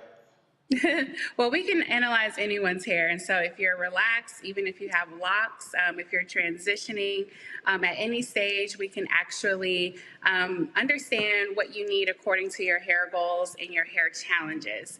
And so we use that to create a personalized hair care plan. And it's accessible right at your fingertips, at the palm of your hand. And so it takes away, you know, the search, but also really keeps you on the path of healthy hair. Robert, are you downloading the app right now? That's what you're looking at right now? Trying to analyze your hair? Was indeed. I was trying to find out what my curl pattern will be. I think I'm a 3T.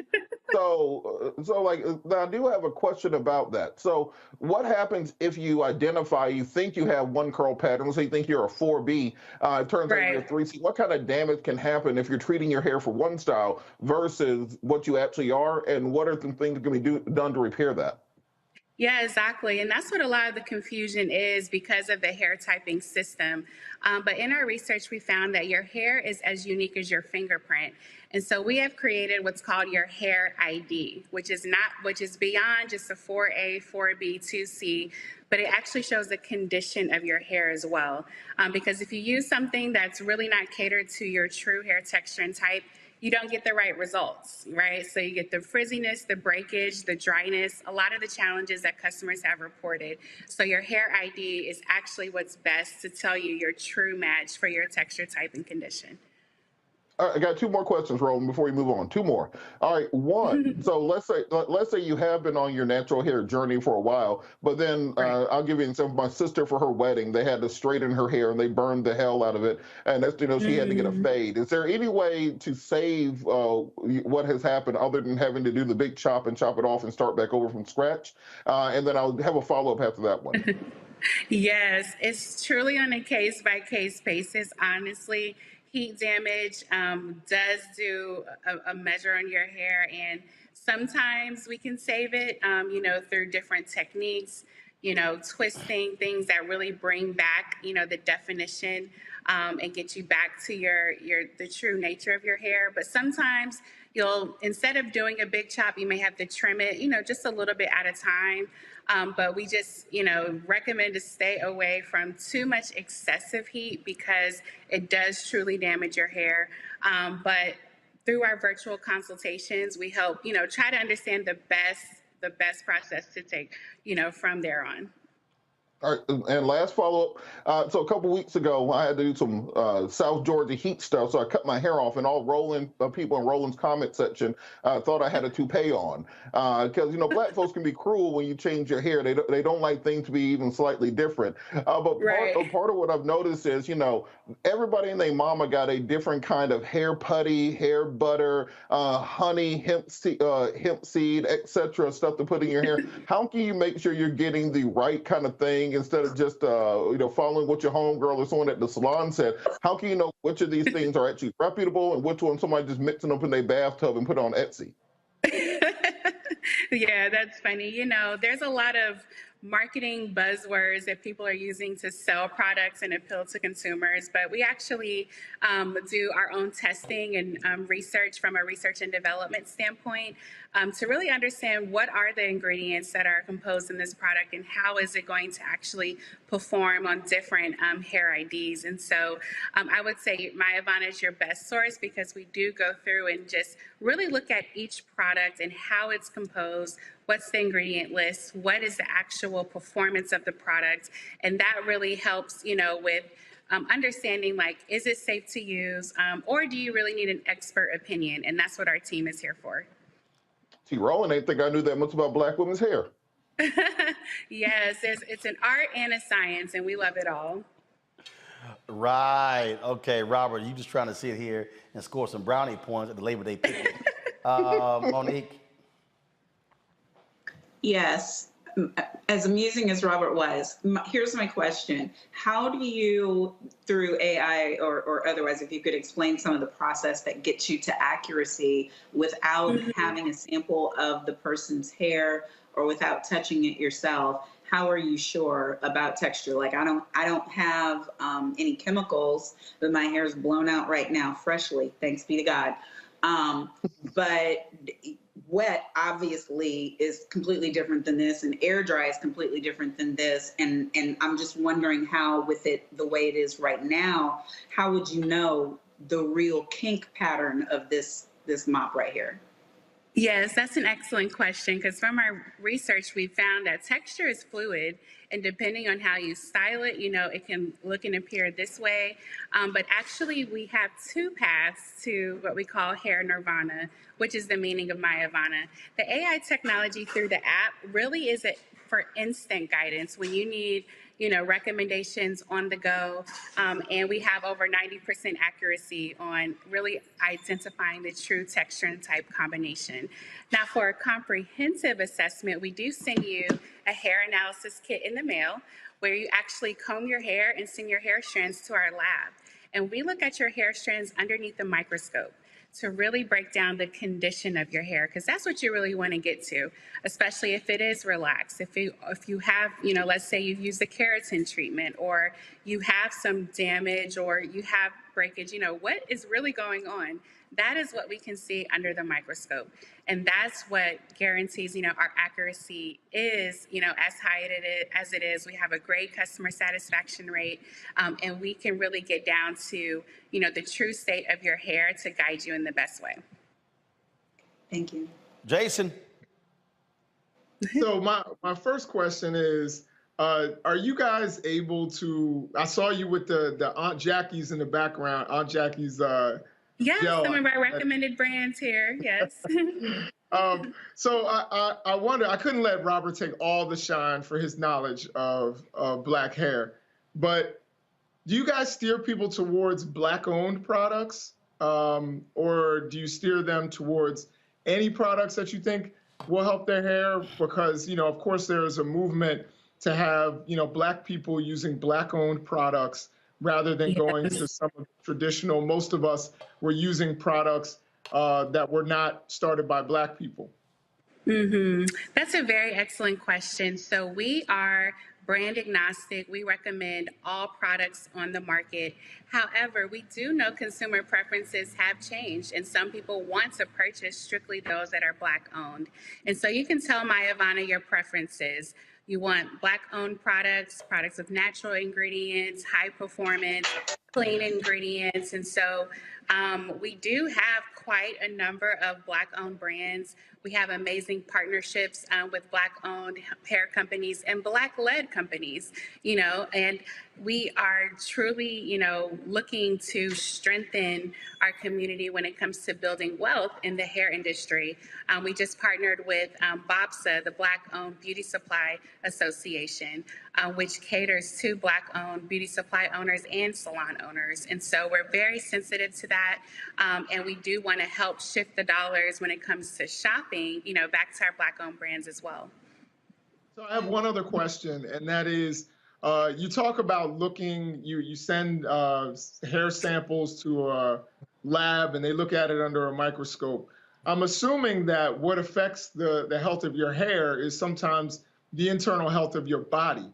Does Absolutely. your any advice like, hey, you need to drink more water, or you need more vitamins, or anything like that by, what you are able to see through the microscope? Yes, absolutely. So we do have healthy hair content that we publish from the lab, but from our own case studies of what we've seen under the microscope, but also in our questionnaires and consultations with customers.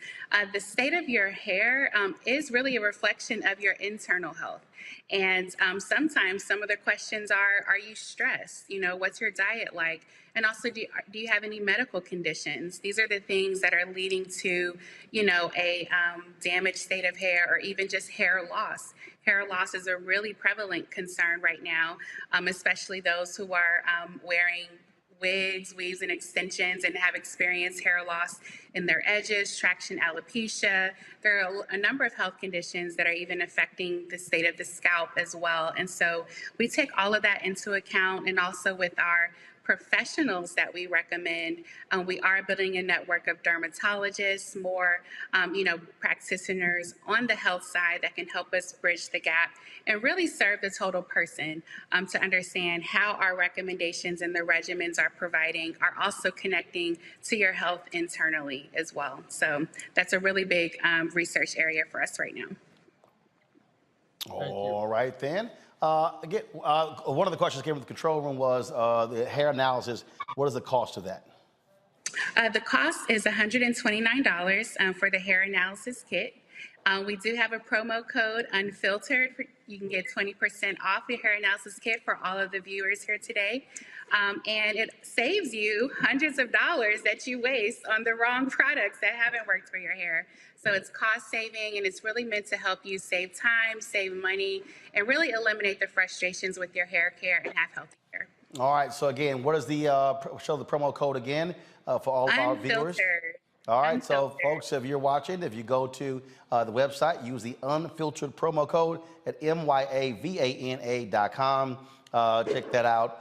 We certainly appreciate you joining us on the show. This is one of the reasons why we have the segment for folks who are creating technology and using it for the purpose of informing our viewers. And so, folks, that's how you can follow My Ivana on social media. And again, use the promo code Unfiltered. Candace, we appreciate it. Thanks a lot. Thank you for having me. All right, folks, going to a quick break. When we come back, a brother decides to take the Beyonce song as a hit and do it in the voice of Denzel Washington. We'll show you next on Roland Martin Unfiltered on the Black Star Network.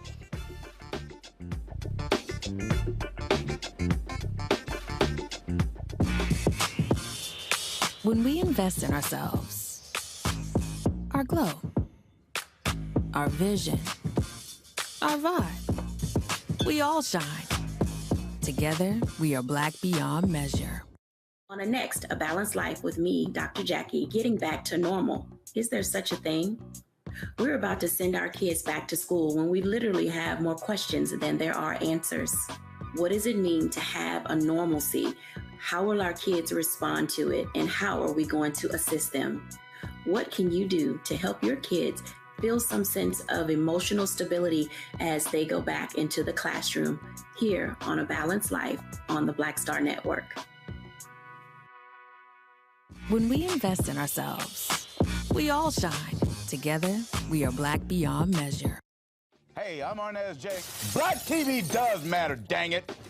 Hey, what's up, y'all? It's your boy Jacob Lattimore, and you're now watching Roland Martin right now. Stay woke.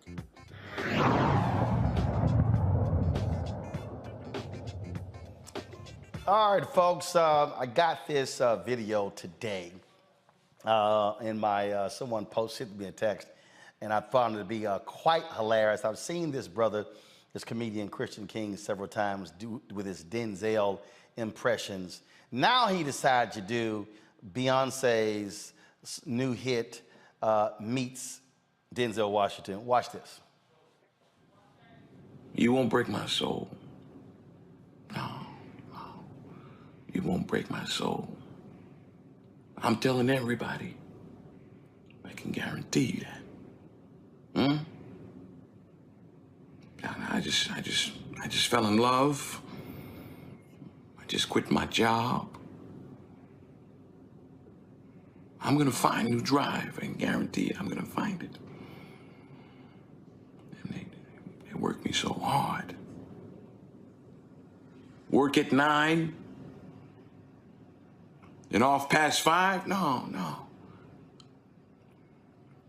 They work my nerves, you understand? They work my nerves. That's why I can't sleep at night. I'm looking for motivation. I'm looking for a new foundation. I'm on that new vibration. Yeah. I'm building my own foundation. That's right, yeah. Old baby. You won't break my soul. No. You won't break my soul. I can guarantee that. I stand by it. I'm telling everybody, you won't break my soul. You won't break my soul, okay? All right. All right. Seems like you got a kick out of that, Monique. That's fantastic. It's fantastic. I love it. I'd seen it earlier today. I didn't get to see the whole thing, but it's very Denzel-esque, but at the same time catches the meaning of those lyrics for our time. Thank you, Queen B. I absolutely thought it was hilarious, Jason. First of all, he's spot on with his Denzel impersonation. Yeah, I mean, he's a talented guy. I've seen him before.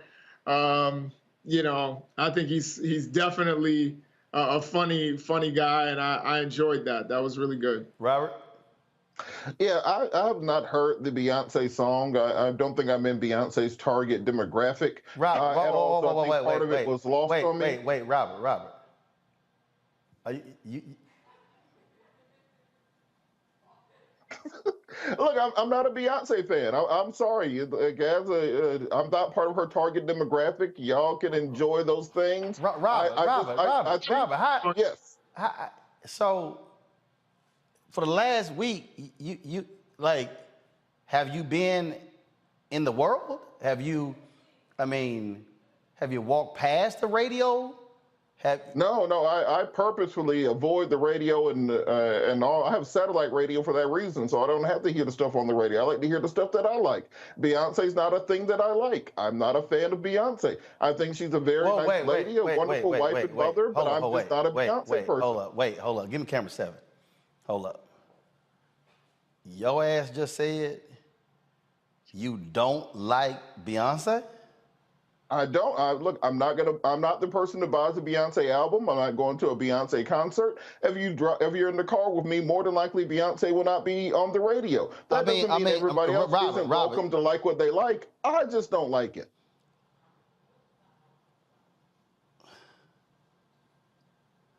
Which part of Beyonce? The Ave Maria Beyonce, or the Petition Beyonce, or the Break My Soul, because this is an entire new genre that she's breaking into with 4 on the Floor Beyonce? Is it that you don't like excellent singers, Beyonce, or you don't like good dancers, Beyonce, or you don't like diverse lyrics? Is it the country song Beyonce, or is it just something about her voice? Because you don't know her and you're saying you think she's a nice lady and you think she's a good wife and mother. I don't know how the hell you know any of that, but what I know for sure is that she's got vocals that rival anybody alive.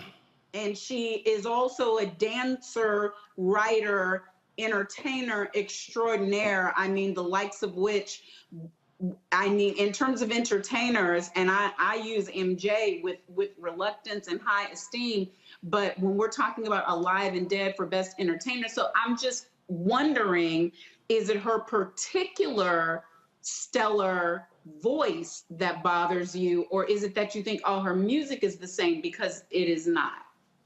No, I don't like the sound of Beyonce's voice when she's singing. That's what I mean when I say I'm not a Beyonce fan. Like, if there's like a ranking of people that I want to hear singing, she's not on the ranking of list of people I want to hear singing. You know, you put Jill Scott at the top, and to send down from there, there's a lot of people in between Jill Scott and Beyonce. So, like I said, everybody's welcome to like what they like. I don't think that there's anything wrong with saying that you're not a Beyonce fan. No, she's not mad. No, you don't have to be a fan. I'm glad that people enjoy it. I wasn't saying that. So I just wondered if you were saying she couldn't sing, because then I would take exception just to your ear deafness. But what you're saying is the tenor of her voice is bothersome to you.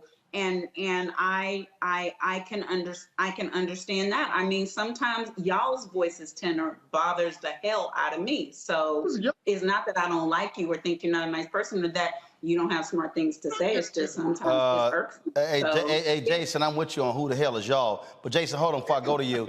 Robert, so you mean tell me, go to my iPhone, please. You, Roland, you. Well, you stop talking, then you ain't gotta have me cuss you out. So Robert, you're not down with Formation, Countdown, Love on Top, Single Ladies, Get Me Bodied, Deja Vu, Ring the Alarm, Freakum Dress, Crazy in Love, Ego. You know, did you like Destiny? Did you like Destiny's Child? I think the last song that I heard on that list was probably Bootylicious. So, like I said, I'm not her target demographic. I'm not going to be sitting in the car, me and Tyrone and Don driving through Atlanta listening to Beyonce albums. Hold up. I guarantee you Tyrone and Don down with Beyonce. Right, you are her target demographic. Right, I mean, I don't know what you're talking about, you in the demographic. Jason, go ahead. I don't know what the hell has happened to Robert. Go ahead, Jason. So, first thing I got to say for Robert, first of all, you got to understand that Roland is from Texas, so he's going to be. No, wait, hold up. No, you got to narrow that shit. No, you got to narrow that shit down. Texas is a big ass state. I'm from Houston. Okay. Right, but I'm from Houston. Beyonce's from Houston, but she could be from Charlotte, and I'ma still jam to Beyonce. So that ain't got nothing to do with it. So, but Jason, continue. No, I hear you. Now I also hear what Robert's saying. Like, I enjoy Beyonce. No, Jason, we heard what he said. We think he crazy, but go ahead. Yeah, I'm saying I enjoy Beyonce's records, but I'm not like riding down the street pumping Beyonce. Like, at least not since Crazy in Love, when I heard Jay get on there or something like that. But like, I like, you know, a different genre of music. And it sounds like if he put Jill Scott up there, that's a completely different genre. You know what I mean? So I think like it's more that he doesn't. What's a genre? No, don't just use genre and you don't mean genre, because Jill Scott and an entire set of platinum selling Beyonce records belong in the same genre. Are you saying that Beyonce is not R&B because of her rock? Or are you saying country is not R&B, which I can understand? But when you say genre, what does that even mean? Sure, I can explain. When I think of Jill Scott, I think of Philly neo soul. There was a time when people brought out much more jazzy Philly inspired neo soul, and that's not Beyonce's. Much more of a pop artist. You know, she's still R&B, but she makes a different style of music than you would hear from someone like Jill Scott. And so I think there's just a style there, a stylistic difference. It's not that he doesn't like Beyonce or think Beyonce's a good singer. No, Maybe he does. hold on, stop. Wait, Jason. His ass just said he don't like Beyonce. So you trying to decipher, you trying to sit here and decipher. He said, I don't like Beyonce. I'm sure she's a wonderful entertainer. I've not followed her that far, but you know, I will do what I mean by genre. For example, Beyonce, I guess, is a great entertainer. Jill Scott is a great vocalist. You know, if you put Beyonce and Erykah Badu next to each other, I'm going to take Erykah Badu. I will put Beyonce kind of more in that category for, you know, Sheila E. or something along those lines, or Paula Abdul. That, I think more the entertainment side of it, and that's just not my thing I'm into. Oh, come on, Robert. That wasn't fair. Paula Abdul, bro. Well, I'm just saying, Monique said people who dance and put on a good show and also sing. So that's kind of my frame of reference for it. But she can sing better than Paula Abdul. You will give her that. We're talking about general comparisons, not a one-to-one ranking. I don't follow either of them close enough to say which one is better between the two. But I just say that's a very different thing that you're listening to than if you're listening to somebody who's a vocalist who can sing a cappella. Sing something. I got my trombone in the corner. I can go get that. Is that what you want me to do? No, hell no, I want you to do that. No, look. Hell no, I want you to do that. Not a singing scholarship. That you don't know vocals from your damn trombone. That the Beyonce blasphemy has gone too far at this point. It's not blasphemy. We have a difference of opinion. I will offer no. But if you're gonna have an opinion on if somebody can sing or not, you got to be able to follow a tune. You don't have to have perfect pitch. I do, but you don't have to. But what I am saying is that for you to say just in this last album, if you start with Church Girl and you work your way through, you're gonna go through Cozy, you're gonna go through Plastic on the Sofa, you're gonna go through Virgo's Groove, you're gonna make your way all the way to Pure and Honey. I'm not even talking about Break My Soul. That's just a breakout hit because all she does is make hits. I'm not talking about that. What I am talking about is the runs. I am talking about the level of musicality in all of the different ranges and ways that she can utilize her voice. If you go to any of the greats that you just named, because they all are great, I'm not blaspheming Erykah or Jill or Dionne Warwick or Diana Ross, but you know who they all say can sing, Robert? You know who they say can sing? Who's that, Monique? Beyonce. And that's great. And if you enjoy her, feel free to listen to your heart's desire. I'm just saying I'm not going to be one of those people. I'm not. Dolly Parton can sing, all right? And I might not like all of her music. Loretta could sing. I am talking about some people can sing and some people cannot, okay? And Beyonce is way higher up the list of people with vocal abilities. And I personally, though I am a member of the Beehive, I am a Texan, Beyonce's first name is her mother's maiden last name. That's the Beyoncés of Galveston, Texas, where I am from. So I am personally offended. But I want to professionally say, no, you don't have to listen to her. But to say that she's somewhere down that list, like where the non-singers are, and Paula Abdul would even be offended, and she is a great dancer and can hold a tune. But that is not that's not the queen. Now let me say this here. See, first of all, as the resident musicologist on this panel, and Monique, you try that one more time. Mute her damn mic. Let me be real clear. You can listen to multiple genres. You can listen to Philly sound, 70s in terms of Gamble and Huff. You can listen to Motown sound. You can go to Stack sound. You can listen to neo soul. You can go from Jill Scott to Erykah Badu to go to Nancy Wilson and go to Natalie Cole and go to Rochelle Farrell and then go a host of singers But the point is, clearly, Robert, your musical palette is greatly limited. Now, I gotta look. The thing is, look, y'all are Beyonce fans. I'm not. I'm saying if you're going to put, let's say we put prime Whitney Houston at the top of the list. How far down on that ladder do you go before you get to Beyonce? Well, first of all, first of all, it depends upon what the exact list is. There are some lists where you talk about who are singers.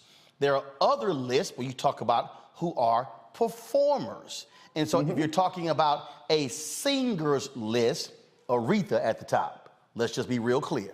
The Queen at the top. Now, if we talk about performers, it's different. So the list depends upon what the list is. So that's what I just said. The Beyonce's on the entertainer performer list. You know, the Sierra, Paula Abdul, Janet Jackson back in the day. Okay, hold on. Don't put her in the Aretha Franklin list. You can't even put Paula Abdul in this conversation. I mean, you can talk about performer. You can talk about Janet Jackson. Sheila E's a perfect example. She's a great performer. So do you listen to Sheila E?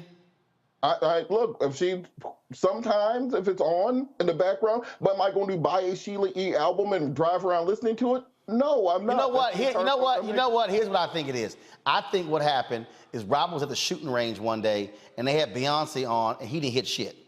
I think that's what happened. I think he had the shooting range and he didn't hit a damn thing. And so he has had it out against Beyonce for quite some time. I have nothing against the lady. I'm sure she's wonderful. I've never said anything against her. She is wonderful, but I cannot wait. I cannot wait until the Beehive watch this video. I simply cannot wait. Y'all, Jason, real quick, listen. I'm about to bounce, so y'all got to be real quick.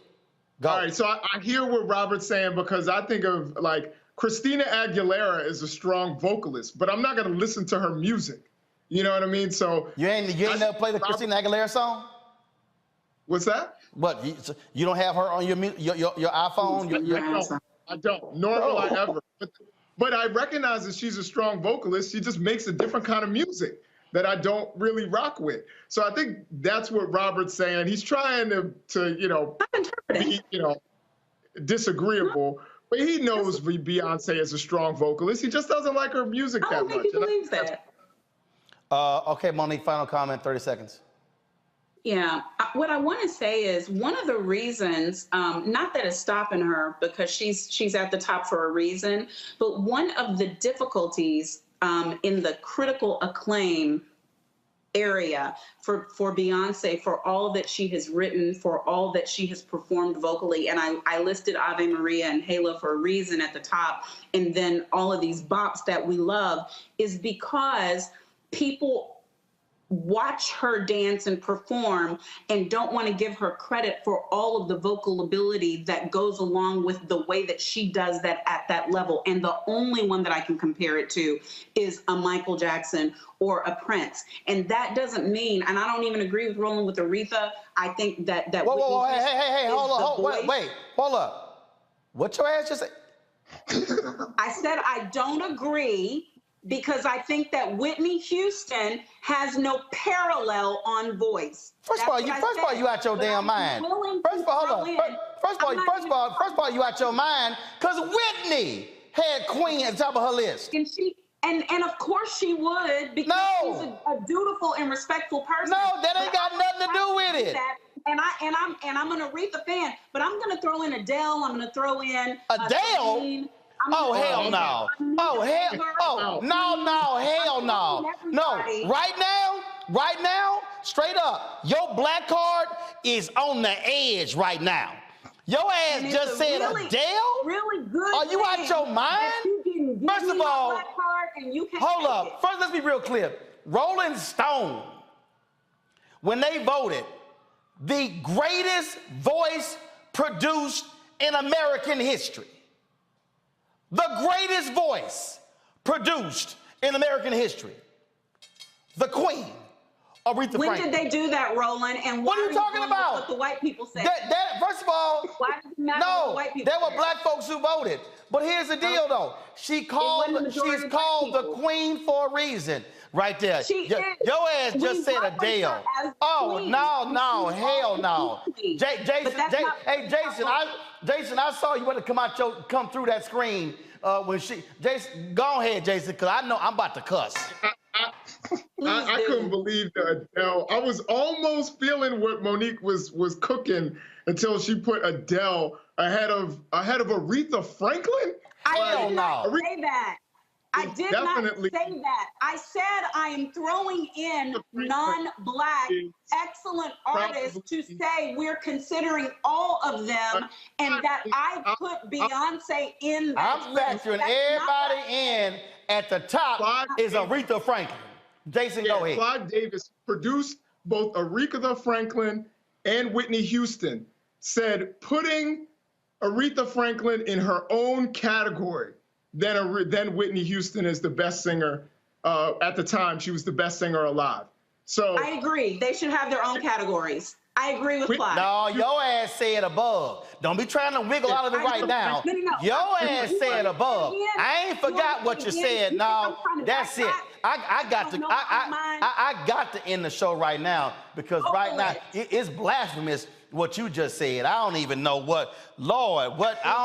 Lord Jesus, get some holy oil and some anointing water because she done just lost her damn mind.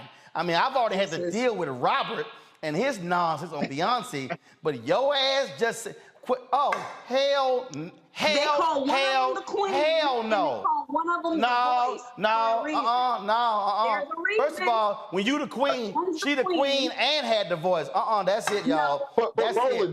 I don't want to hear nothing. I don't want to hear nothing. That's it. Please. The judges rule. Sit your ass down. That's it. I'm gonna hold both y'all in contempt. I'm gonna hold both of y'all in contempt. It's gonna be a daily fine every day for what y'all. Ooh, hell, y'all, it's time to go. It's time. I don't even sing. Don't even sing, y'all. Y'all, no. You gonna hold up. You ain't gonna break your soul, but you gonna break some furniture up in here. Cause about to be some furniture moving up in here. We got to go, y'all. Download the Black Star Network app. Y'all please turn her down, cause she lost her mind. She need Jesus. Y'all, Apple phone, Android phone, Apple TV, Android TV, Roku, Amazon Fire TV. Xbox One, Samsung Smart TV, and of course, join our Bring the Funk fan club. Lord have mercy. She done lost her mind. Lord, she has just lost her mind. Y'all, send your check-in money order to P.O. Box 57196, Washington, D.C., 20037-0196. Course Cash App is $RM Unfiltered. PayPal is R Martin Unfiltered. Venmo is RM Unfiltered. Zelle is rolling@rollingatmartin.com, rolling@rollinmartinunfiltered.com. I don't know how in the hell she got a show called Make It Make Sense, because she damn sure ain't making no sense today with that blasphemy against the queen. She you can sing all day. You better go to your Instagram page and sing, because Lord have mercy. All we got you right now is mouthing the words. Y'all, I got to go. I'm going to see y'all tomorrow right here on Roland Martin Unfiltered, where I will always defend the honor of the queen from Motown, my friend, the great Aretha Franklin, the greatest voice America has ever produced, and that ain't coming from Rolling Stone. That's coming from Uncle Roro. I'm gonna see y'all tomorrow. Hi!